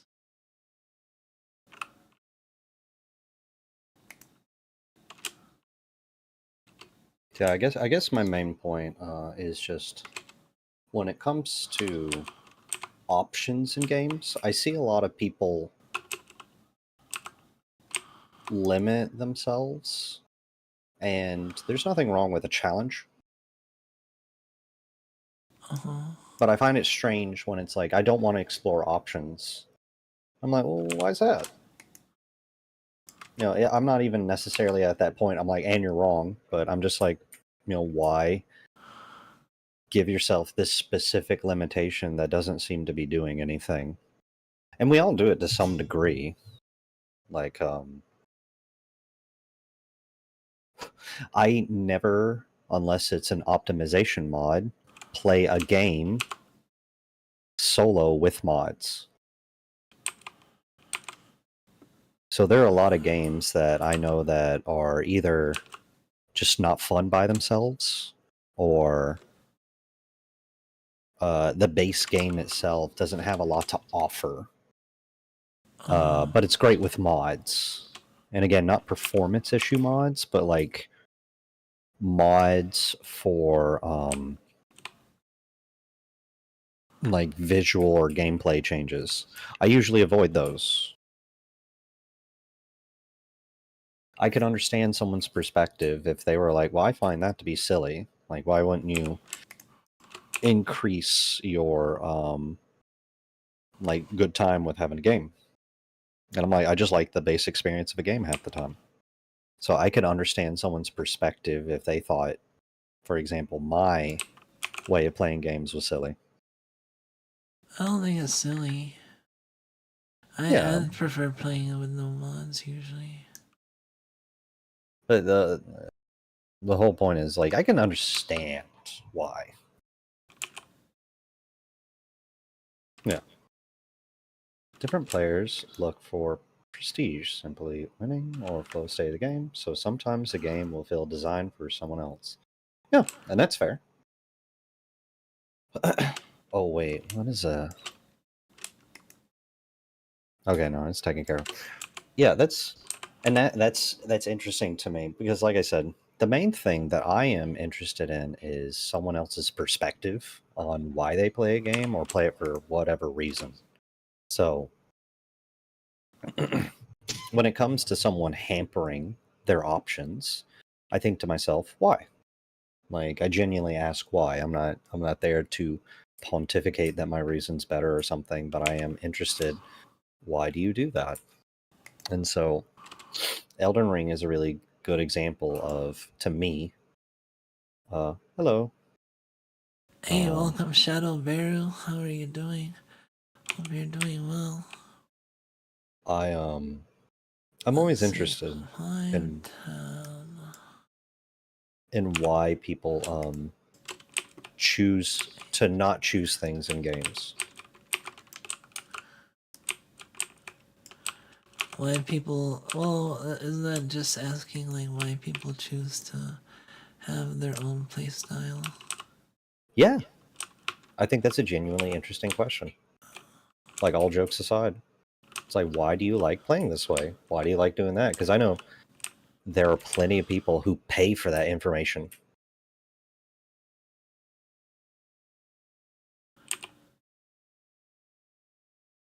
Pay for that information? Yeah. Like Q&A testing and everything. Or, you know, getting player feedback. Sometimes it's even like monetary. I guess in a non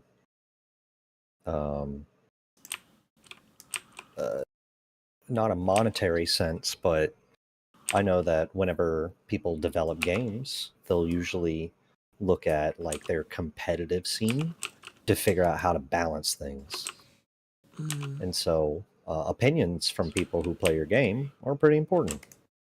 And so I'm always interested in, you know, how do people decide things with games?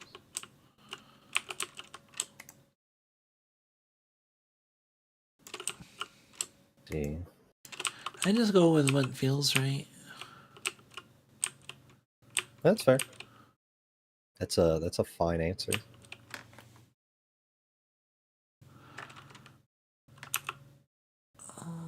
All right, let's disassemble this.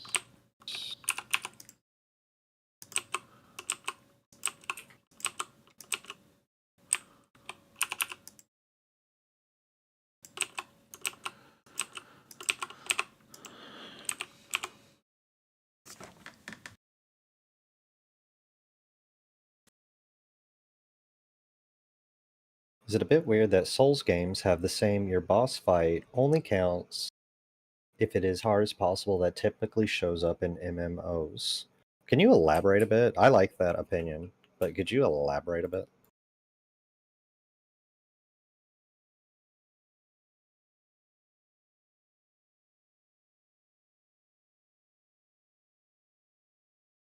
Oh.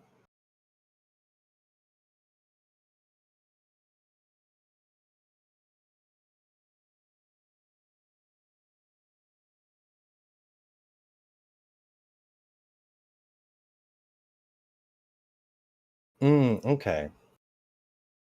I see what you mean. So, like, it doesn't matter if you fought the boss and you learned it, it's that you have to fight this particular version of it for it to be legitimate. Okay, that makes more sense.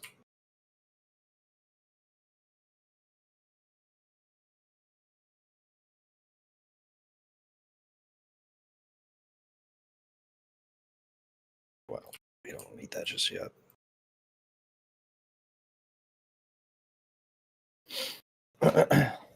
um,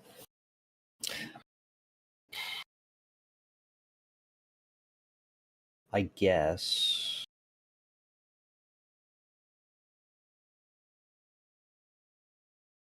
Yeah, I guess it depends on the comparison, like, entirely. Wait, where?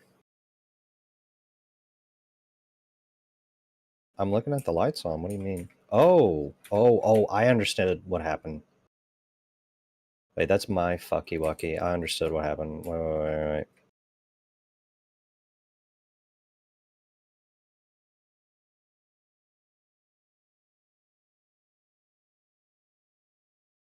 I did not realize that the wiring around copper was so integral to the rest of the base working. That's my fuck up. I fixed it. Because I'm taking care of the last of the copper smelting to make sure it's all working proper.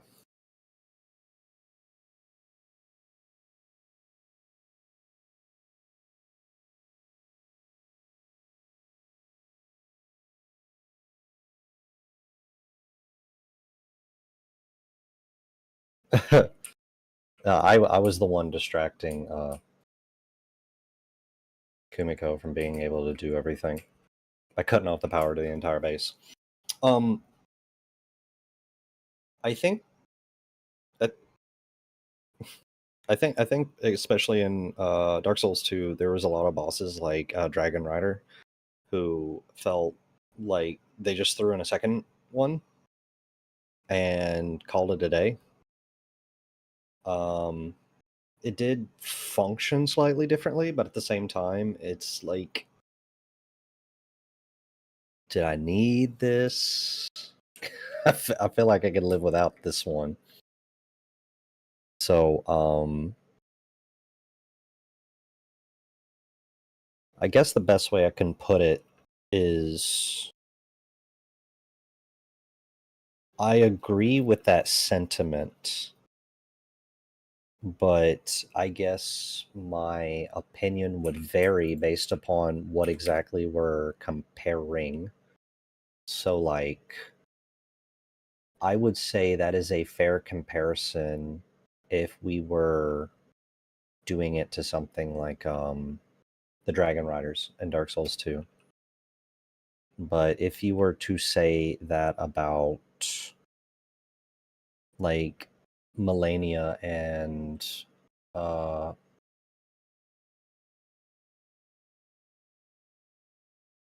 to think of a Dark Souls one that would be similarly comparable,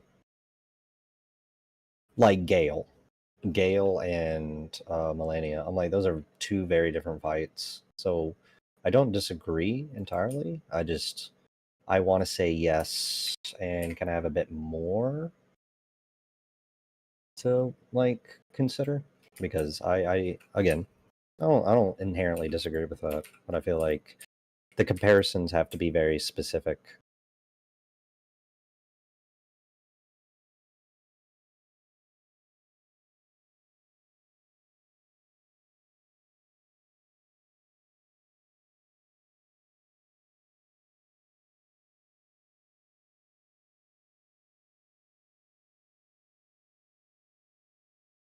Uh,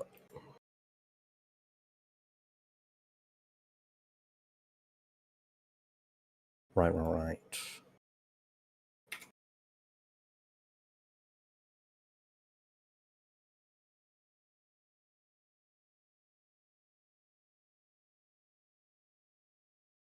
Oh, dang it.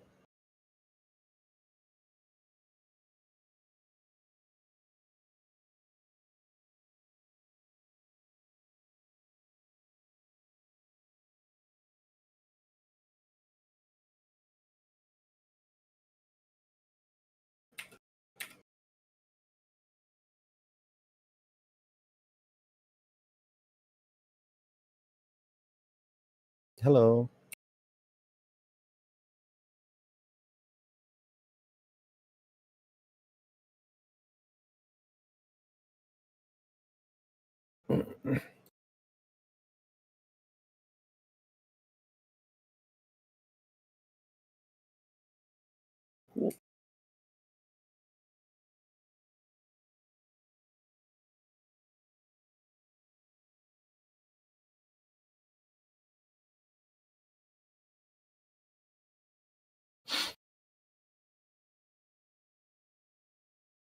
All right, yeah. This is it. This is after the robots do their deal. Copper will also be entirely coal free. And we can fix up the belts and make them a little bit prettier, but for the time being, our base for the most part does not need coal to operate, other than the one line that we have, which is all full up. And now the base got disconnected again because let's see, where's the wiring that needs to go from here to there? What is connecting to it? It got disconnected. That makes it not work. It's right there. It's right there at the bottom.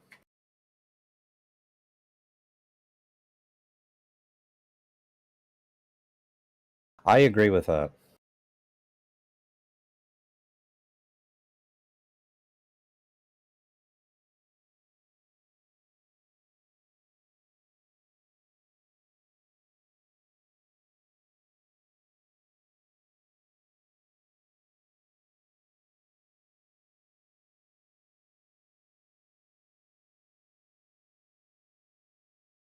Hmm.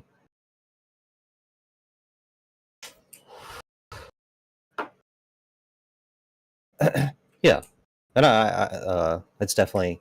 I don't disagree with that. My whole point was when people think about, oh man, I have to do this with this boss fight. I'm like, well, there's this option you haven't explored. And it's like, well, I'm not going to do that. I'm like, well, have you explored that option at all? Like, how informed is your no? And they're like, I don't want to. I'm like, oh, I mean, okay. It's more so people are shut off from the idea of trying new ideas. And that is what's interesting to me.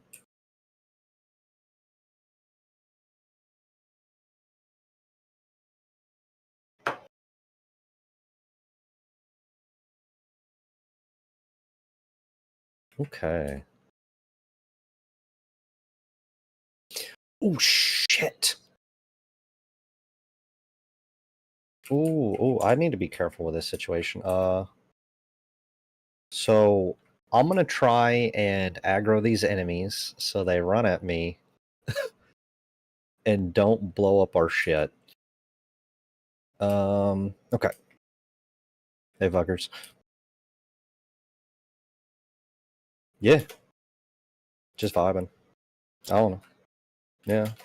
Well, they should die for vibing. Cool. Little bastards.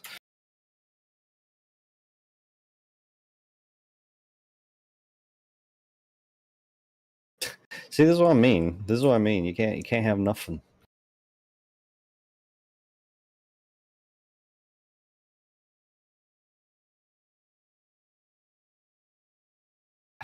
Just give me Stonewall. Give me Stonewall. Apparently, I need to fit in every nook and cranny. Oh, I am. That's why I'm just like, just give me the Stonewall. Just I don't want to think about it. Just I want to. I'm like, go on, game, bring it to me.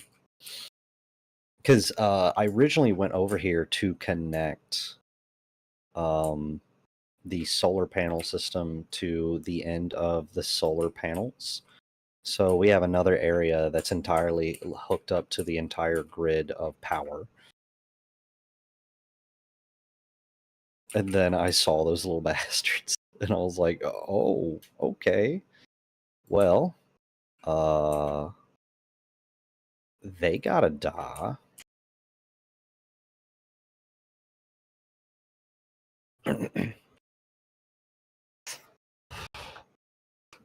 And also, I have a slightly better example for what I mean by summoning. So, usually when a lot of people think about summoning in Elden Ring, they think to use like the Mimic tier. But has anybody ever used the Frenzied Merchant?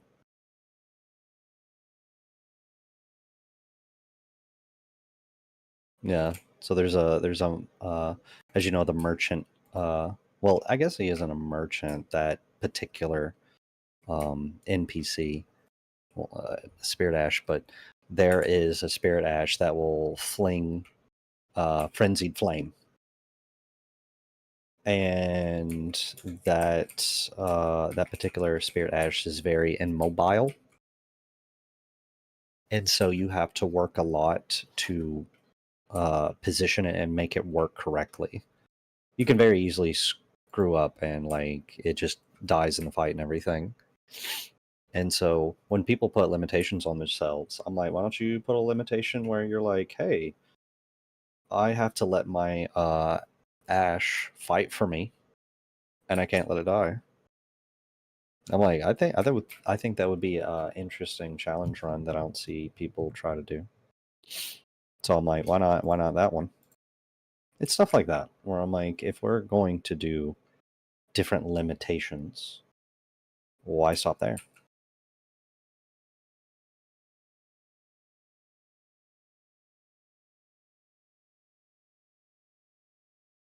But I agree entirely. It's like, I don't think people should necessarily tell each other how to play the game. But I am interested, like I said, why do people choose not to pick certain more interesting options? Or make the game harder, so forth. It's mainly I want to hear people's opinion about why they do what they want to do in games. It's learning. I think learning's fun. Where now? Where these little bastards?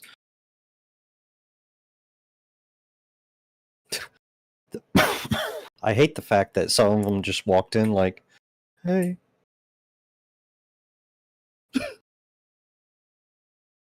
They're like you during teardown. Hello.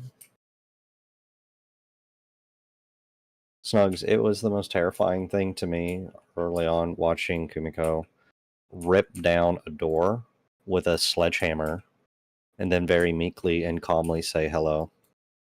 I felt that was threatening. I felt that was threatening what you did. Hello.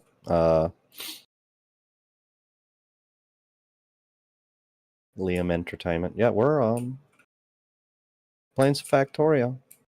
Mainly just vibing. Mainly just vibing.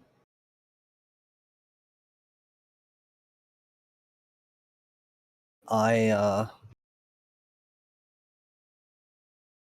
am by far not the most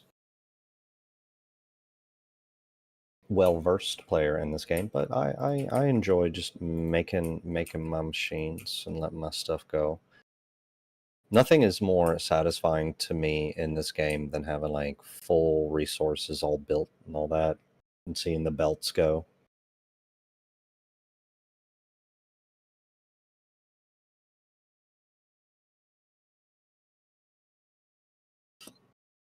Eventually, also the plan is to replace a lot of what we have with something a lot more efficient. So, for example, here, we eventually want to get to the point to where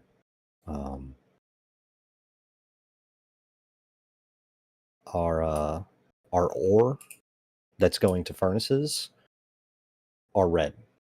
A lot more flush, a lot more capability to get things moving faster. Oh, is there another thing being attacked? Okay. I like look away for 5 seconds. Something else is dying, and I'm like,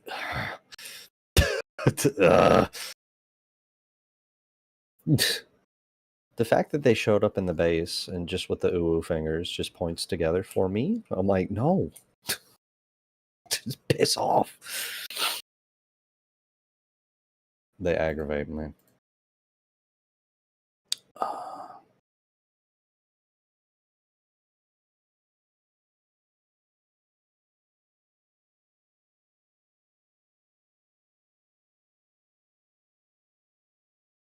Yeah, funnily enough, now the actual restriction on red chips is there's not enough.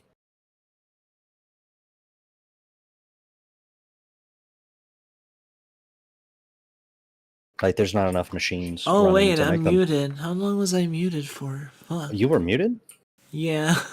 Oh god, how long was I muted for? Not that long. Not that long. Okay.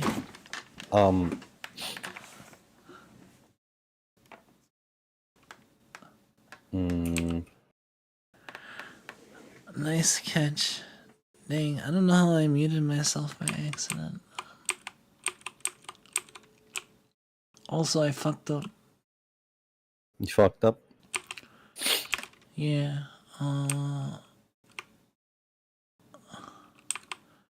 Which is on, I know. I need to fix it. Okay.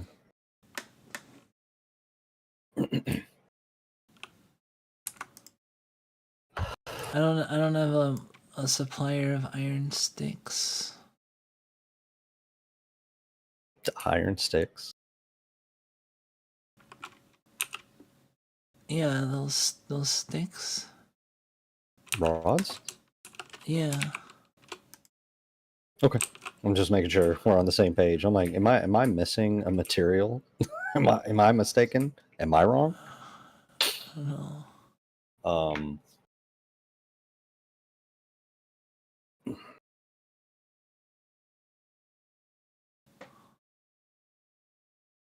So yeah, I know one of the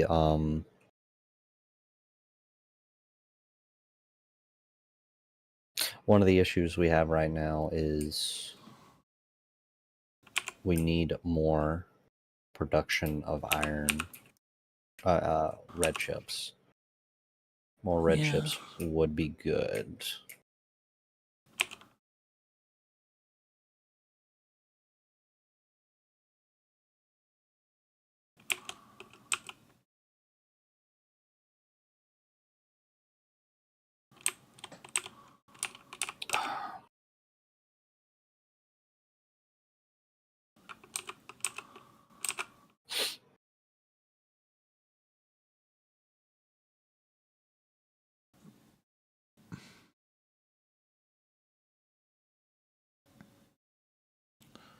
I'm just gonna extend this out.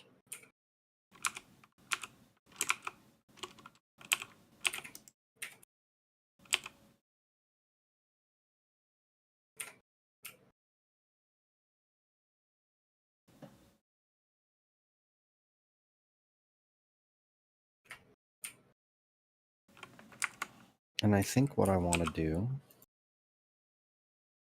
well, is get some iron plates, I guess, first.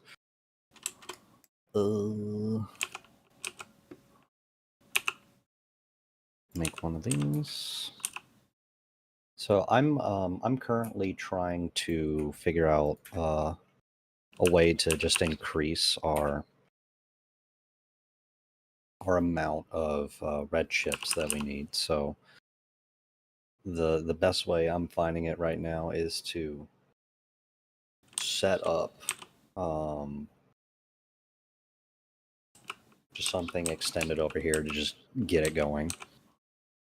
We can clean it up later, but we need some we need some red chips. A lot of our base is craving for it.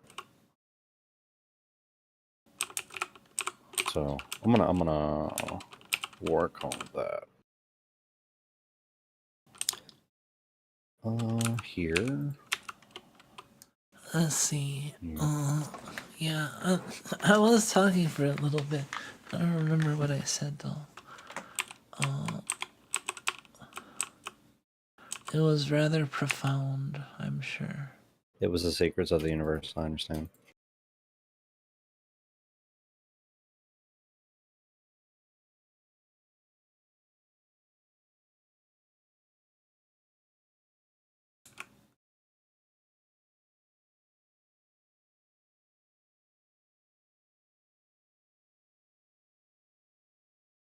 Let's see. If I route this. And now, take this.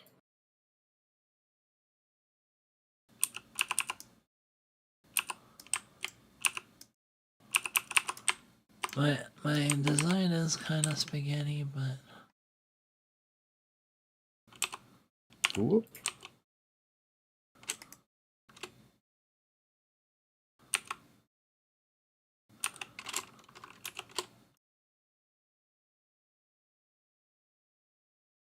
Tragically lost wisdom. Exactly.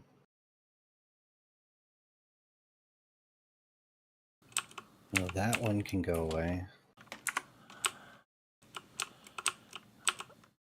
okay, I need steel and stone.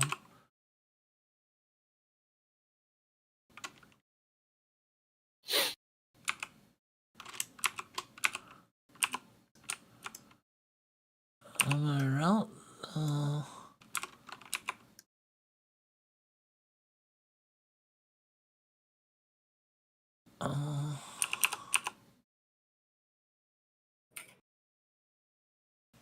Where do I even take this?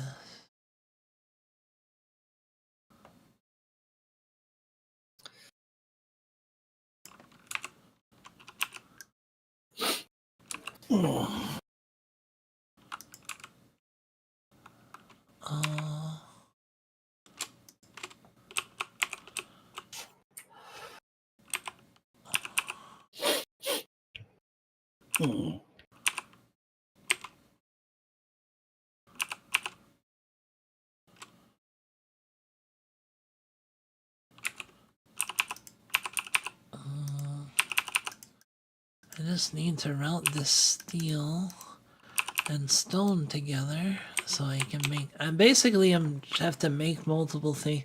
I mean, that is basically Factorio in a nutshell, right? I'm trying to make. I've been trying to make purple science for a while now, but it's like a lot of different things. It looks like we're at 90. We're actually about to unlock space. We're at 98%. That was a long unlock.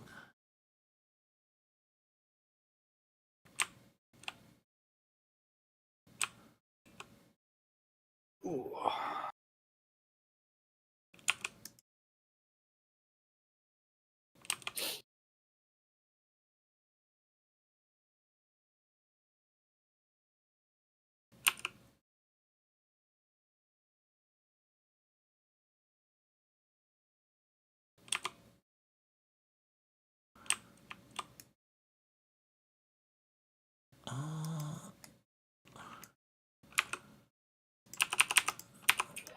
We need more space. That is the end goal. Yeah.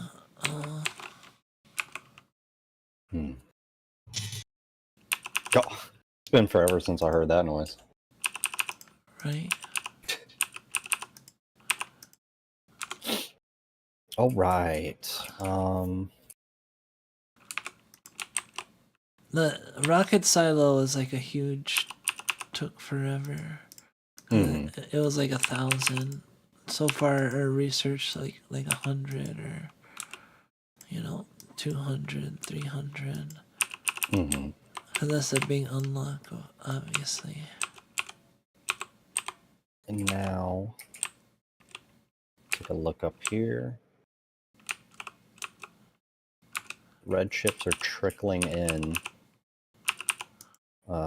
I made a lot. I made a lot more red chip production. There's probably not a sufficient enough amount of copper wire though. So I'm going to replace all of it with red belts.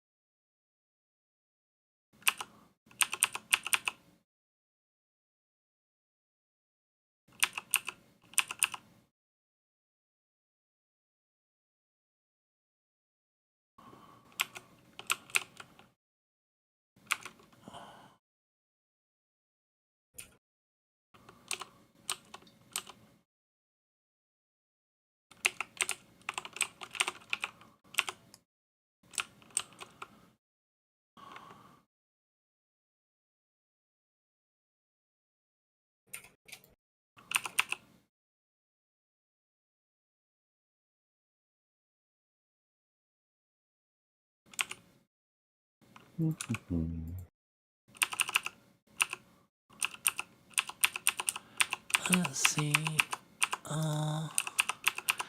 Do you have any plans for Halloween, Racc?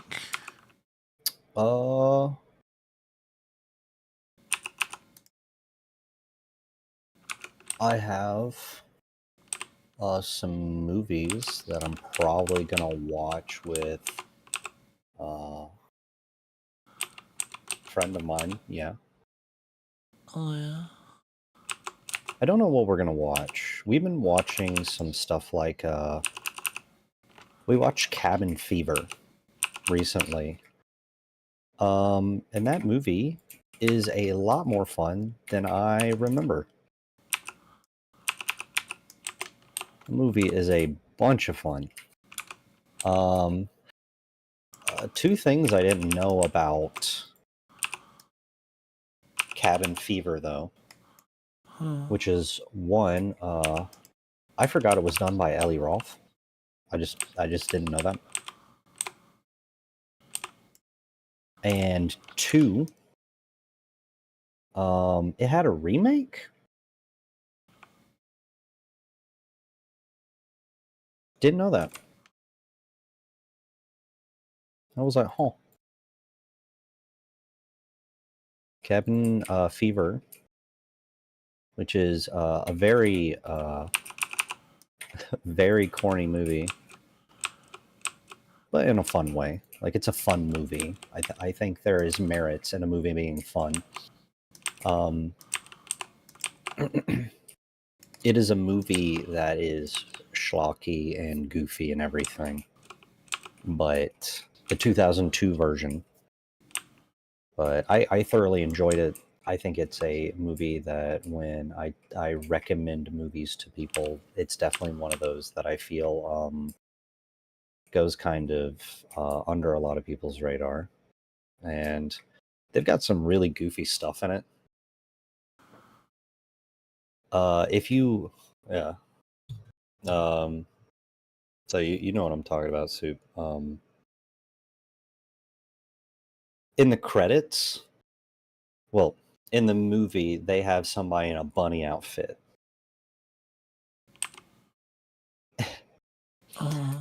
And in the credits, it's like they credit the person in the bunny outfit, and it literally says, "We'll never tell." There's something just so amusing to me about how childish that is. Just like, and we will keep that secret with us. And I'm like, what? Why? Wait, what? Yeah. So there's a lot of fun stuff in there, and the bowling alley smiling guy, we believe is Eli Roth's brother, because it's another person named Roth, and looks extremely like Eli Roth. And I'm like, is that Eli Roth's brother? I think it was Adam Roth, and I was like, oh, that's neat. So it's just another thing of like, that movie has a lot of fun, silly humor in it, and it's like, it's obviously an older movie, and so it's a good time capsule of when it was made, but it's really fun. It's one of those movies that I think really encapsulates the time that it came out in, and it's enjoyable. So I had a lot of fun. I like the idea that Eli Roth does not want to be credited for being in a bunny outfit. I'm like, not Borderlands? maybe that one's a bit more embarrassing, but that's me being a bit of an asshole, so I just admit that about myself.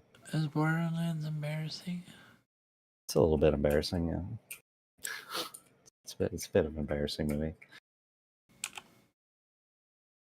Right, like, you didn't have any better ideas to like make a movie out of? You wanna like get on this? Yeah. This is the same person who made Hostel and was like, I'm on Borderlands now. I'm like, what? You doing good? I feel like, Chad, I'm gonna take a hard stance. If your friend is like, I'm gonna make a movie based off a video game, an intervention might be in order. That's my personal belief. If you're, yeah, I'm just like, that doesn't seem like a good life choice. That seems destructive. I think maybe we should re-examine what you're doing here. So, that's my position. Some video game movies are good, but usually you're in for a bad time, and I feel like I have to intervene to some degree. Mortal Kombat. We watched an actual good movie. Yeah. The Mortal Kombat was a really good one. I'm glad. Yeah, I agree. The Mortal Kombat ones are pretty good. I cannot front on that. I think Mortal Kombat is a darn good time.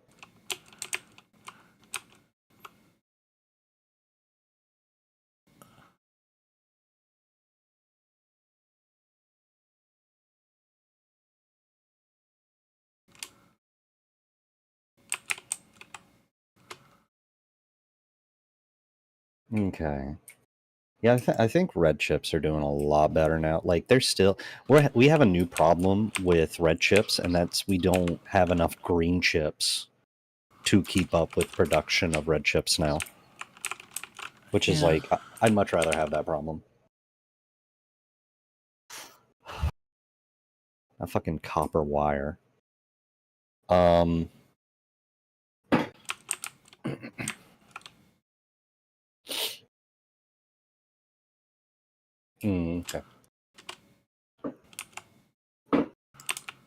I'm trying to think of some other movies we watched. We watched The Lighthouse. The Lighthouse was a recommendation I had.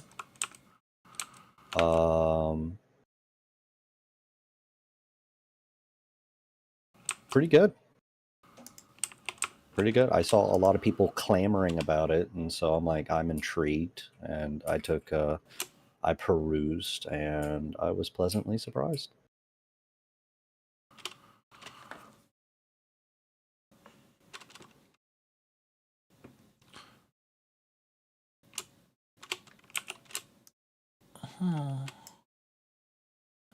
Let's see. My inventory keeps filling up.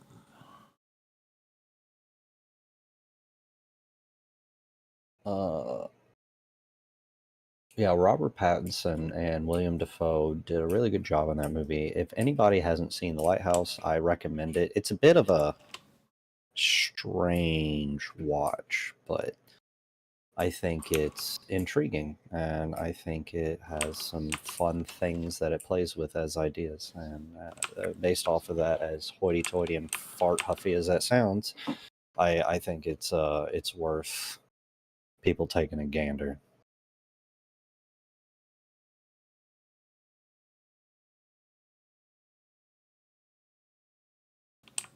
Well,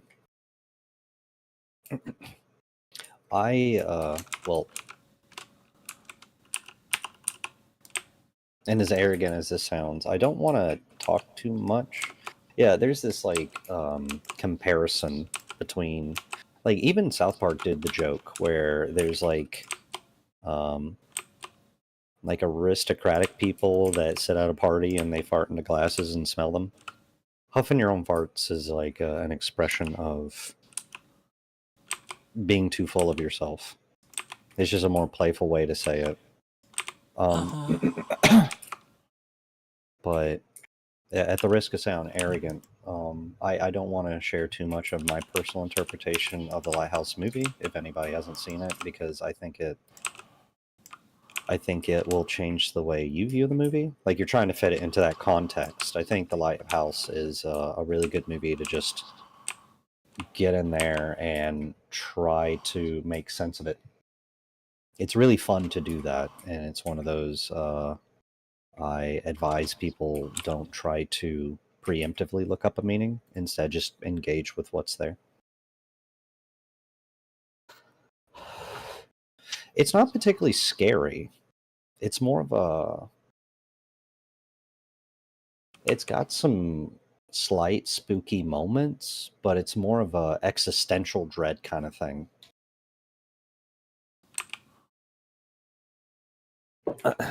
Like, what does this all mean? What is, by extension, what is the meaning of life? Blah, blah, blah. Well, stuff like that.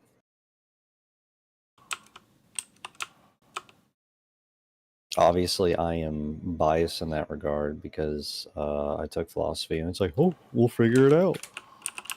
Which is not a new concept by any means.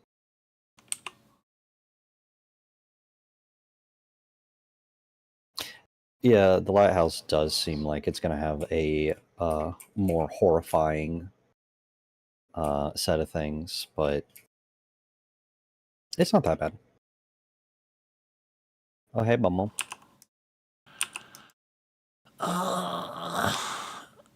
I'm having trouble with figuring out how to design this.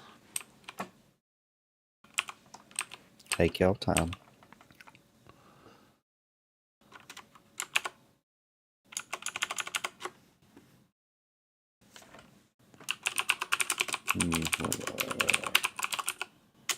What am I doing? Huh. What's happening? What? There's an alarm going off. 43 things are dying. Our base is dying. Oh Connor's no, they dying. came. They're at it again. Oh. Okay. Do you not hear the alerts going off constantly? I think my game audio is too low. It's going doo-doo, doo-doo, doo-doo, doo-doo, doo-doo, doo-doo. It's because I'm zoomed out. Okay, you know what? Let me just turn up the game's audio a bit more. I must have had it too low.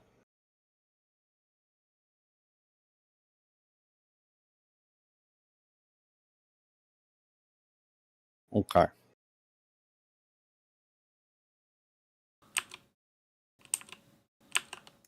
It's alright, I'll fix it. Okay.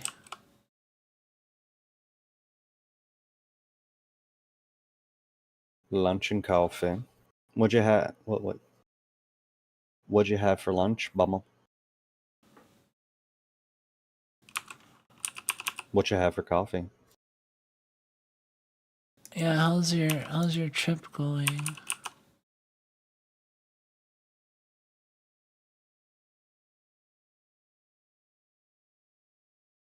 Are you tripping? I did. That's not funny. That's. Oh god. But how are things, Bummel? Oh wow, our iron ore is depleted from the boxes at the base. That's fascinating.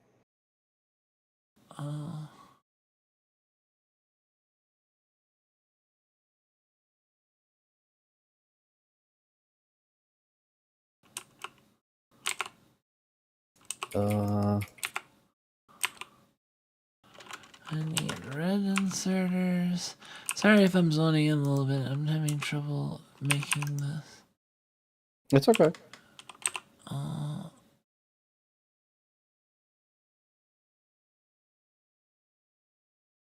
Okay. Furnaces go on this line.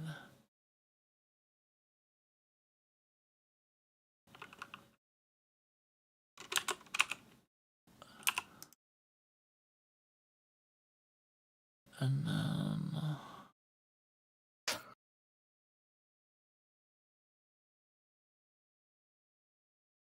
That's fair. I think that's one thing that prevents me from traveling is that I like to be very particular about the things I do and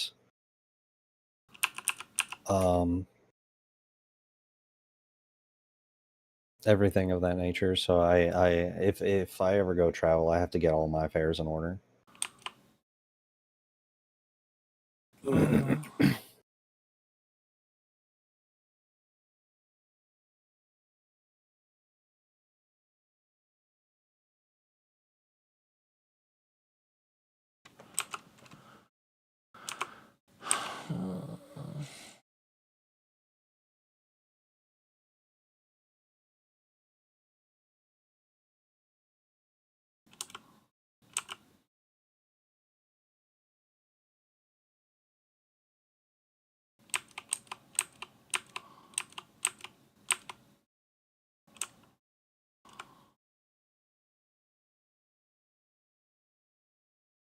All right. Now that I got that all done, I'm gonna go back to letting the robots, aka me, make the solar panel stuff. It's hard watching them. Oh, I am such an asshole. Why? I put iron plates that I made for the accumulators like an hour ago into the wrong box. Oh.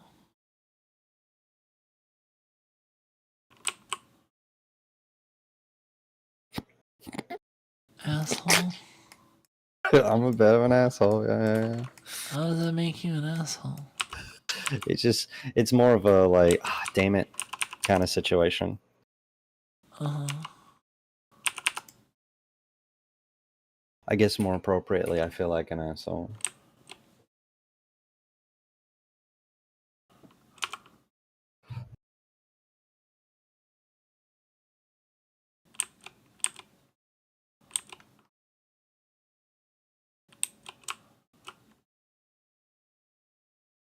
Oh, your phone was bugging out on you, Bumble?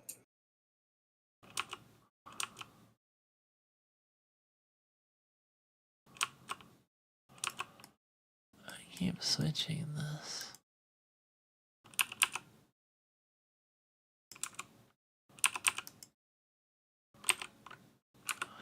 Oh yeah, you were saying your phone was malfunctioning, right?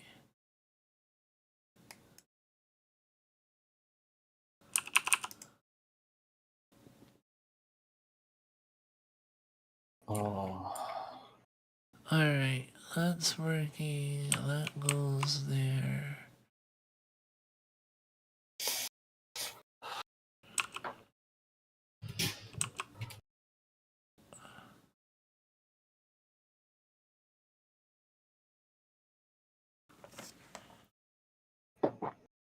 That actually reminds me of a slightly funny story about my phone.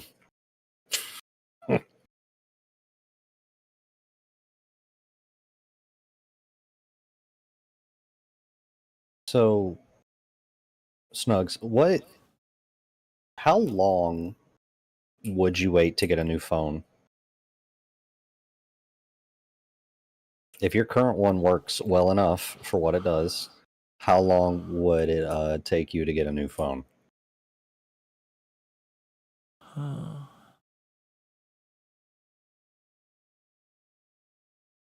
Like, there's nothing wrong with the phone that you have now. It's just not as fast. It's not up to date and all that. 6 years? Okay. That's a fair amount of time.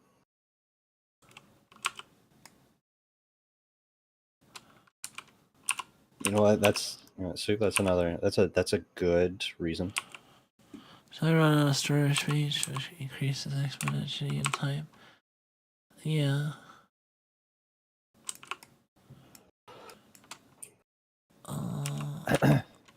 That's a fair one, Batman. So the current iPhone is a 16. The one that's coming out is a 16. Mine is 8. I have an iPhone 8 Plus.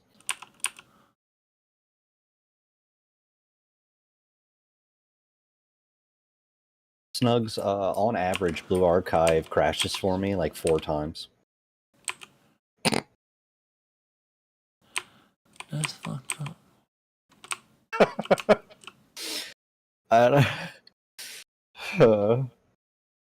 This is one of those areas that I feel arrogantly prideful about. Like, I achieved the rank of rank 1, and I'm like, my phone crashes. What's y'all's excuse?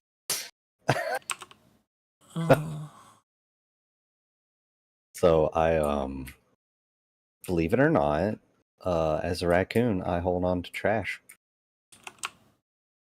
And the whole world gasped. Yeah. Just but yeah, I will hold on to my technology and stuff until it breaks. Generally. Some people argue that my phone does not work. I argue that I can watch YouTube videos and make phone calls just fine.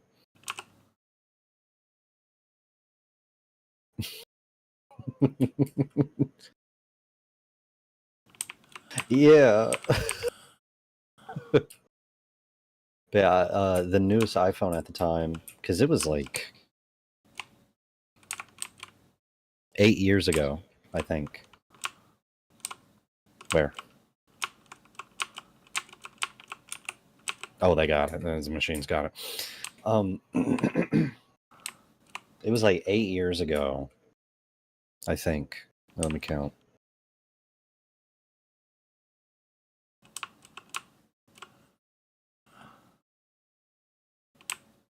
Yeah. About 8 years ago, I got an iPhone 8 Plus or something. I believe it was around that time frame. And it may have been earlier than that, actually. Oh, yeah, it may have been way earlier than that. It may have been like over a decade ago. You know, the more I'm voicing it out loud, I might have a problem. But when I got iPhone 8 Plus, that was the newest iPhone. And I got it, and I'm like, cool. Not getting anything else, and I haven't for the longest time, and it sucks ones. Yeah, I will hold on to my devices until they're ridiculous. There's no other way to put it, ridiculous. I know what I am.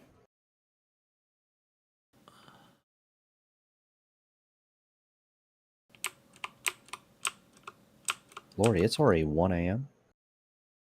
Time goes by when you when you play in Factorio. Oh my god.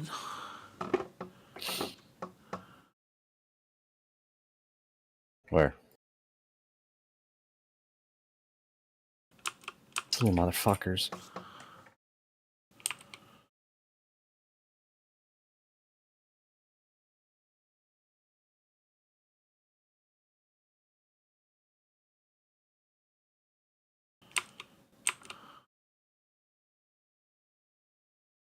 Some bugs slip past the train. Oh yeah. And everything. They slip through the bottom of oil, I believe. Those bastards. Little fuckers. Alright, I got them.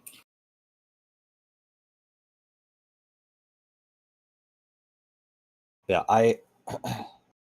yeah, chat, I will hold on to my technology even if it is a horrible idea. I recognize this about myself. Although I have been considering upgrading my phone.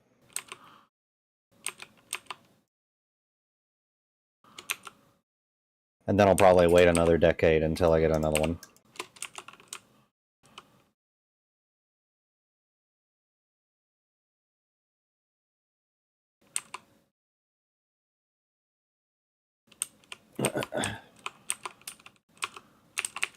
I'm glad you know me so well, Batman. Why do you hate your current phone, Muns? Where?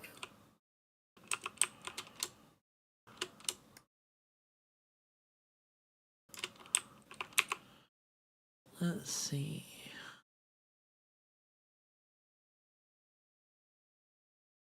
Dang. Yeah, that is a bit rough. How do you destroy a blueprint? You right-click it and look at the top right. Oh. At the regular menu. Yeah. That's why I usually put it in a box and shoot it. Fair enough. You know, I can't talk about having like a phone that barely works over a decade and be like, oh, you didn't know you could do that. Yeah, sometimes my phone doesn't charge and I have to blow into the airport in order to like dislodge any kind of funk in it. I've cleaned it several times, it's just finicky.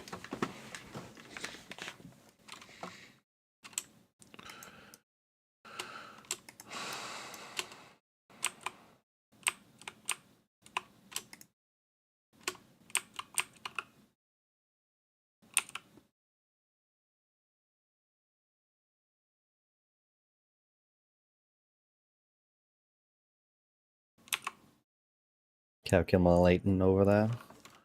Yeah. I had to change the numbers on things.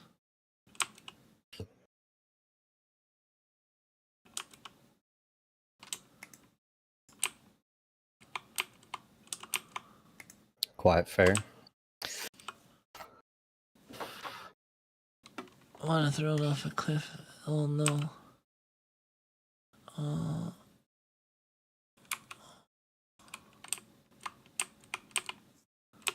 I like to think you've been drinking that tea the entire time. Yes. Where?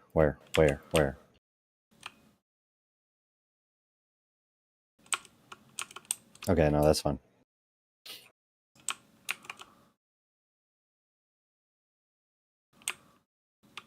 I do think I should probably stop a visit over there to make sure that the do a visit to the iron ore deposit, because those areas been getting roughed up a bit and they need a repairing. Mm-hmm.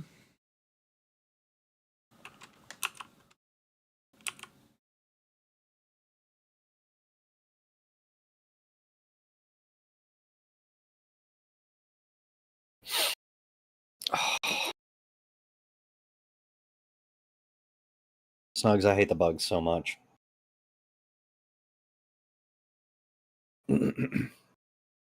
That sounds baller. A bottomless coffee mug. Bottomless coffee mug.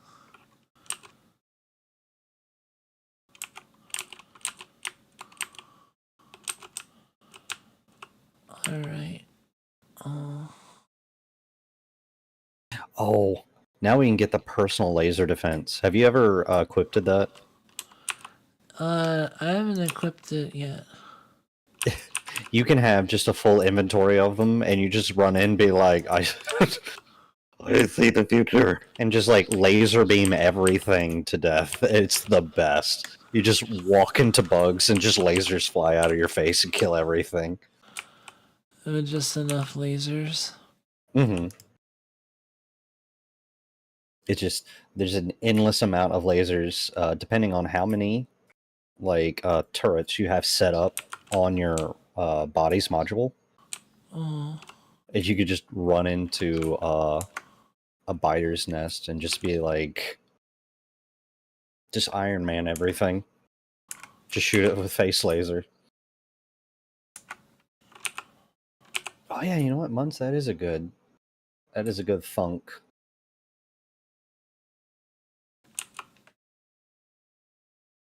Middle throw. Wait, you don't know. The spill will be. How do you fill it up? Oh. If you had a bottomless cup of coffee, what happens when you spill it?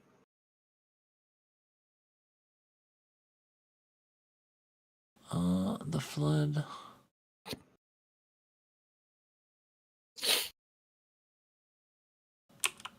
Everything becomes violently dismantled. Oh. They did mess with this. You bastards.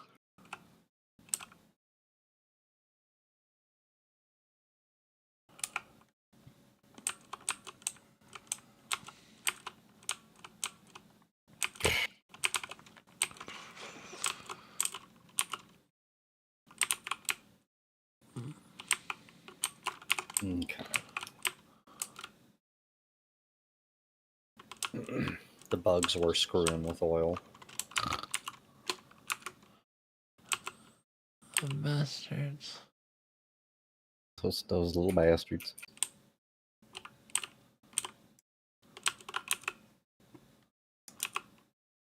I'm almost done.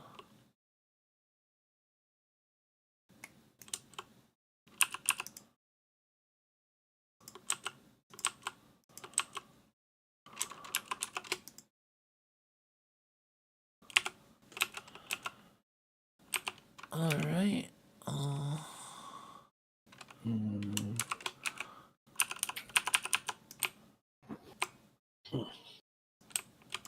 Yeah, I guess that's the other thing to eventually do, is create a more secure parameter around, like a more defined base, so enemies just can't come in and screw everything up.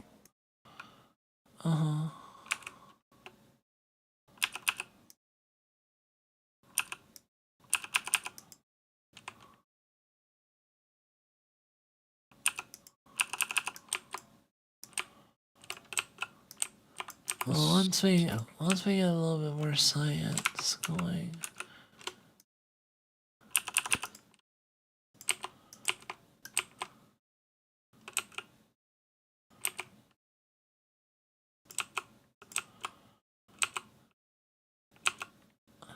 Alright, I was heading over here to repair stuff. Okay.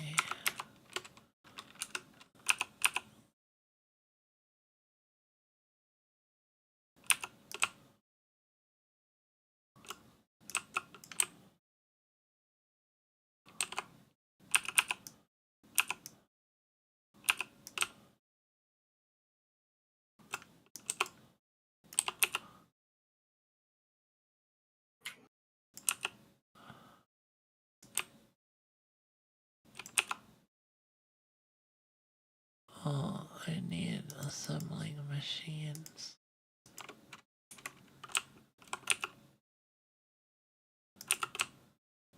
Okay, I see where the biters... So at the bottom of the map, there's plenty of area for the biters to get in, and eventually we're going to have to clear that. Well, close that clearing. Oh.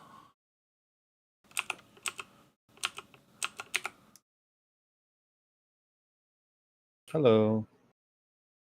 Hi, welcome. Yeah, good DC. Hope you're doing well. How did those get on there? Yeah, once again, it's Kumiko's birthday. It's a pleasure to have everyone here. I hope all of y'all are having a good day, and yeah, we're just vibing out to some Factorio. Yep.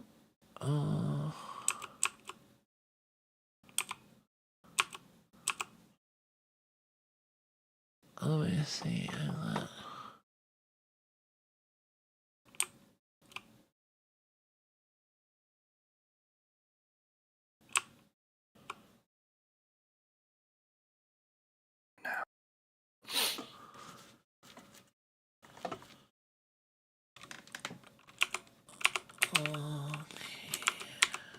I walk away for a couple of minutes. Damn, those biters are annoying. One of them just had confusion. It just started shooting a rock. Is there shooting a rock? Yeah, it was just over there, like, spitting on a rock, trying to defeat it. And I'm like... Things are rough, huh? The days are rough.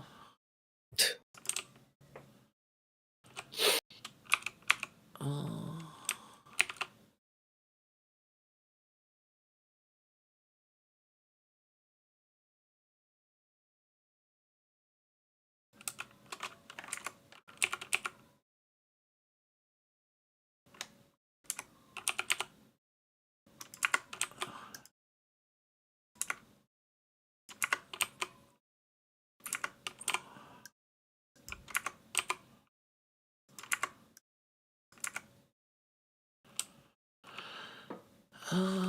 Where am I putting this stuff?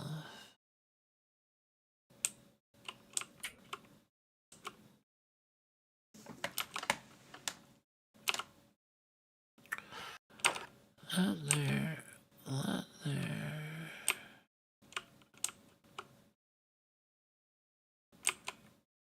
Okay, I need long inserters here.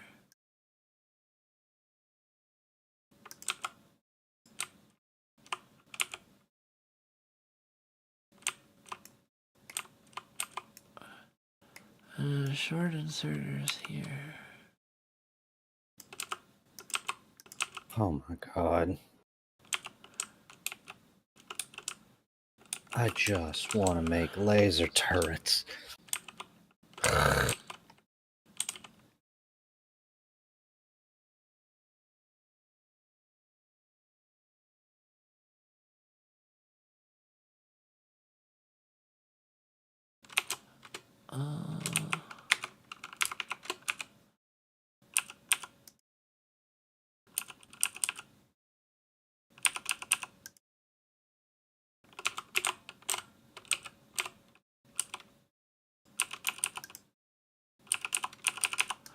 I was looking at the big bases and the designs you can have, and the city block design looks really cool. Oh yeah, you mentioned that earlier. Yeah, where you kind of like measure things out a particular way. And so everything is like 100 by 100 squares. Mm-hmm. And then you fit everything within that area.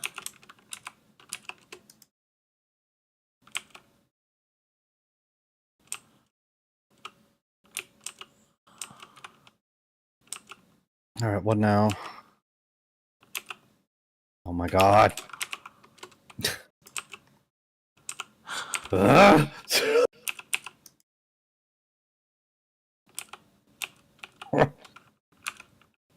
They're pissing me off.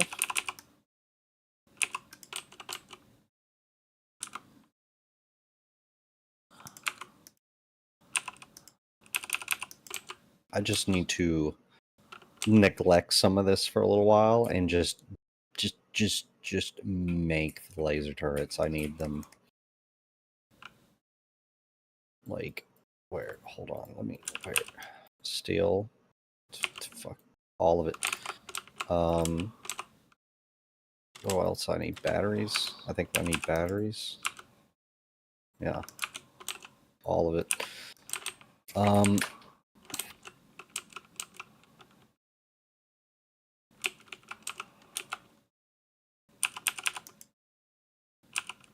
what? Green circuits? All of it. I refuse to, oh, my apologies. I refuse to think at this point. I refuse to think. I've been running around the map like for over 30 minutes now, just killing these things. They've pissed me off for the last time. I don't. Diplomacy has ended. I want them dead.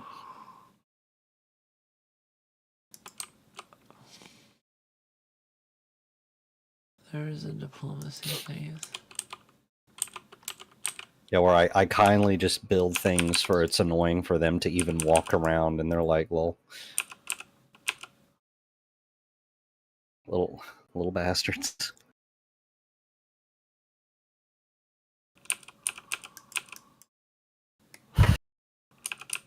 Oh, and walls. Walls. All of them.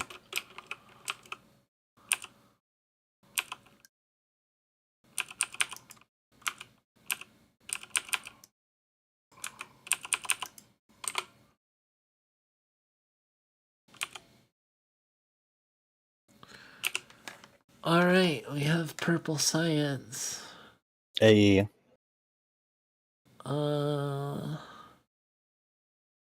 You achieved the goal you set out to do.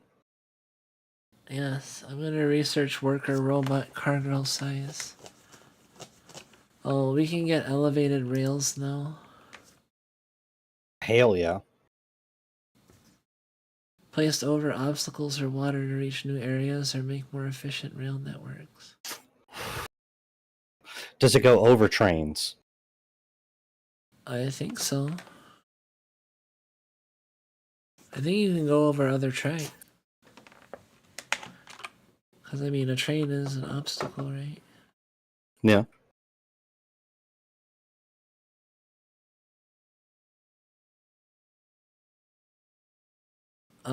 We got the rocket silo now. Very nice.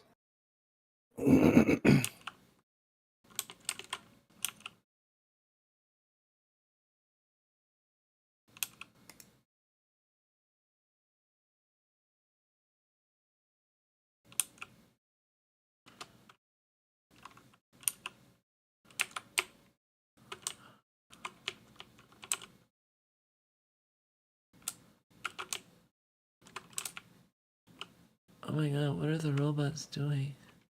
They're bringing me everything I need. Like I said, I'm done. I'm sick of it. Yeah, I'm sick of these things. Oh, I was like, why aren't the robots cleaning my inventory out? And I'm like, oh, they're all busy with Racc. Racc has summoned the horde. I am sick and tired of bugs. I am sick and tired of them. Like I said, for 30 minutes I've been running around the map, just like, why won't you die? And so I summoned the Horde to bring me what I need. I will stand in place so all the robots ping me and say job well done and leave. But I am sick of their shit.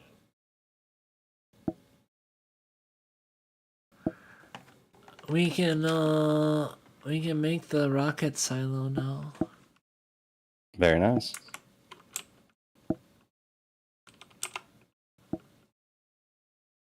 I am going to bug proof this base.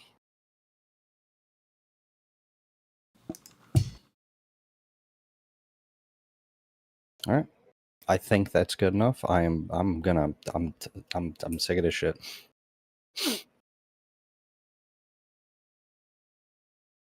Oh my god, what now?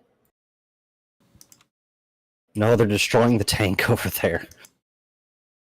Oh my god. No. So annoying. It's so bad. Oh my god, they built another base. I didn't know they could do that. Yeah, they can advance bases easily. They do that constantly. I didn't know they could do that.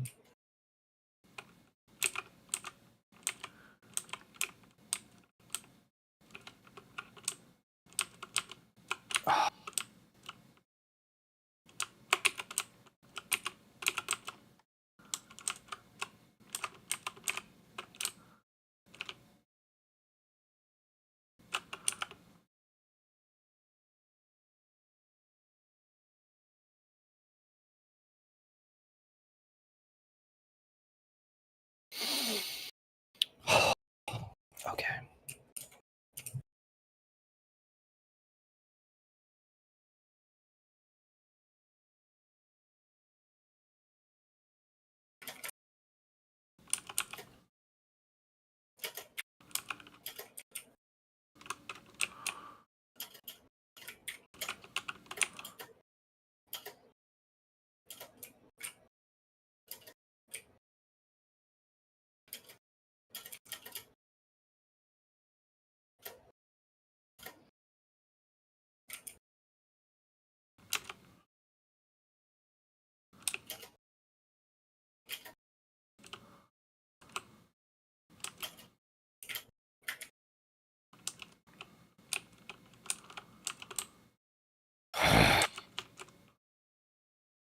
Okay.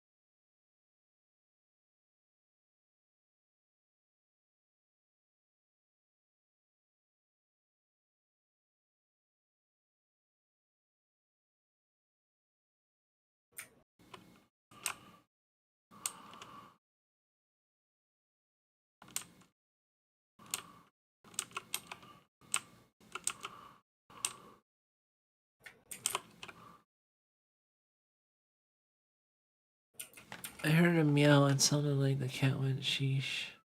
I wasn't ready for Sheesh Cat.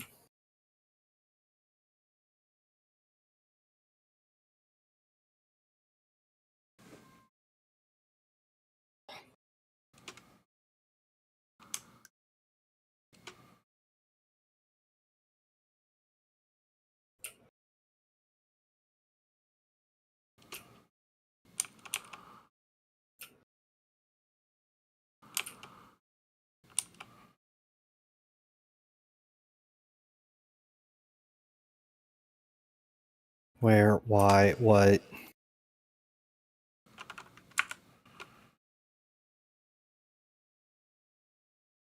Okay.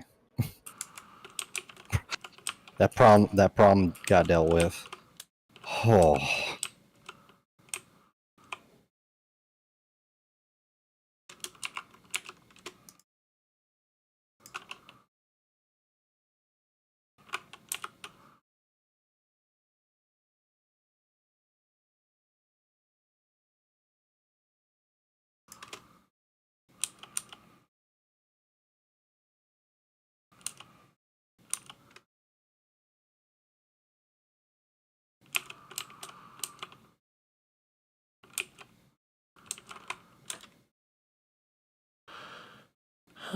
Okay.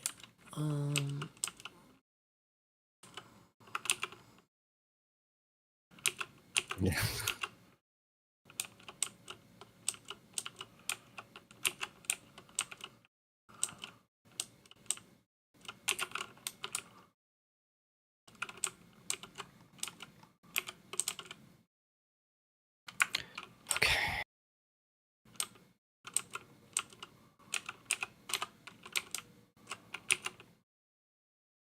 I can make the rocket silo.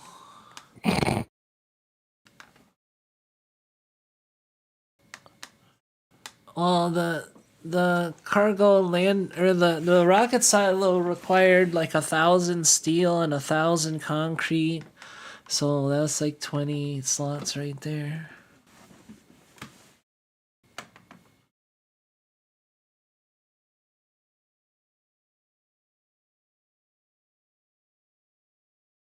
All right, I've put.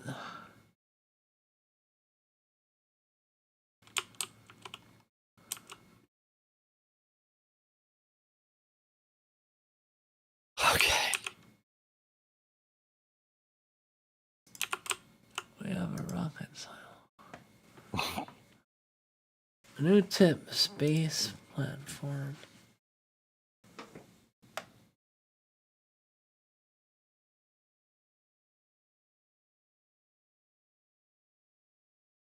Oh, okay. Maybe now I can just chill for a bit. Oh my god, it's fucking annoying. Oh my god, it's so fucking annoying.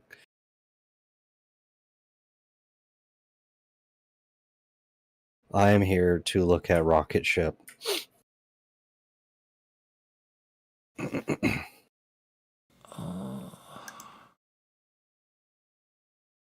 Maybe we're close to a good stopping point. It has been going on for quite a while. Yeah, that's true. This might be a good stopping point. I got the rocket silo and I got purple science going. The worker cargo robot, so it's going soon. Yeah, we got some stuff done today. We got 6 science per minute, baby. I have reinvigorated my entire hatred and my justified hatred for biters. That's completely fair. Did you make personal turrets? No. I was too busy trying to keep the base from blowing up a third time. All my time and energy has been fixing the base and now, like, just setting a perimeter where they just leave me the fuck alone. Just be gone, heathens. I'm tired. I'm tired. I'm tired. Little bastards. I hate them so much. I hate them so much.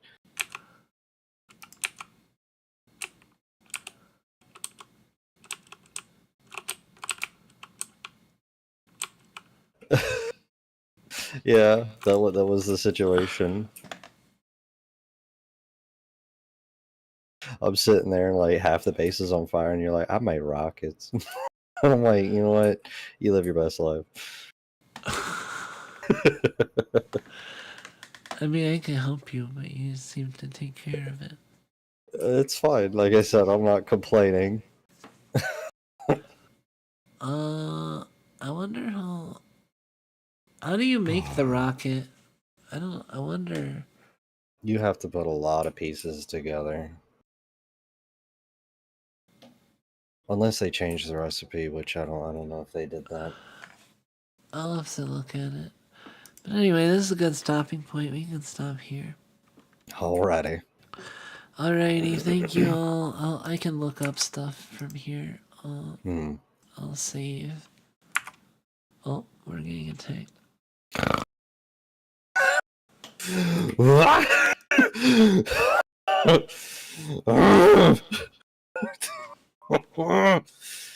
The laser turrets took care of it, but they're almost dead.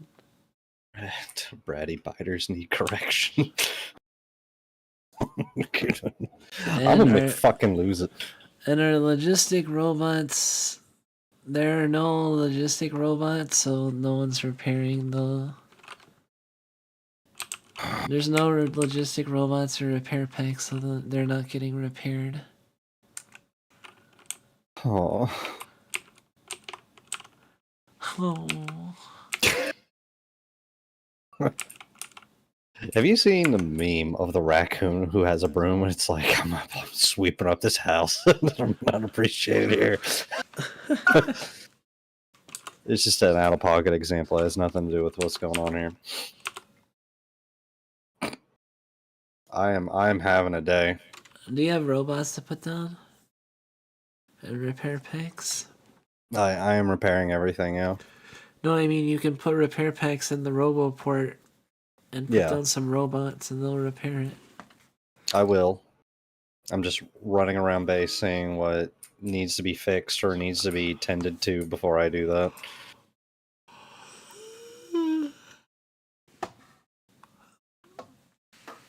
None of the people I play with hate the biter so much I can just sit in base and work.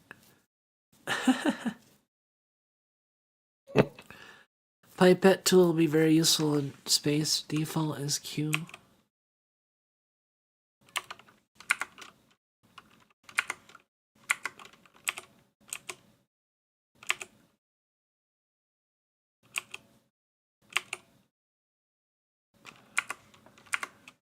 You can't pipette the rocket silo. Q is also the button to release hold of something. I didn't know it also made it was pipette. That's cool.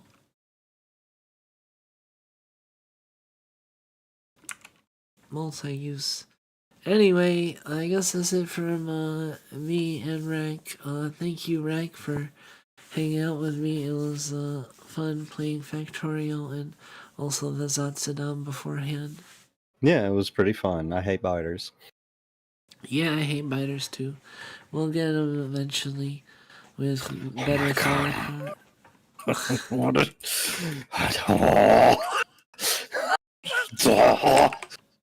You can continue with your outro. I'm just gonna flip out over here. Alright, have a good morning, afternoon, evening, everybody. Let's get the music. There we go. Customary. Had a great time. I'm glad. I finally got science and then our worker cargo bots. I'm excited. And we're gonna be in space. Anyway, oyakuminasai. Yeah, I hope your day was enjoyable too. It was enjoyable for me. I'm tired though.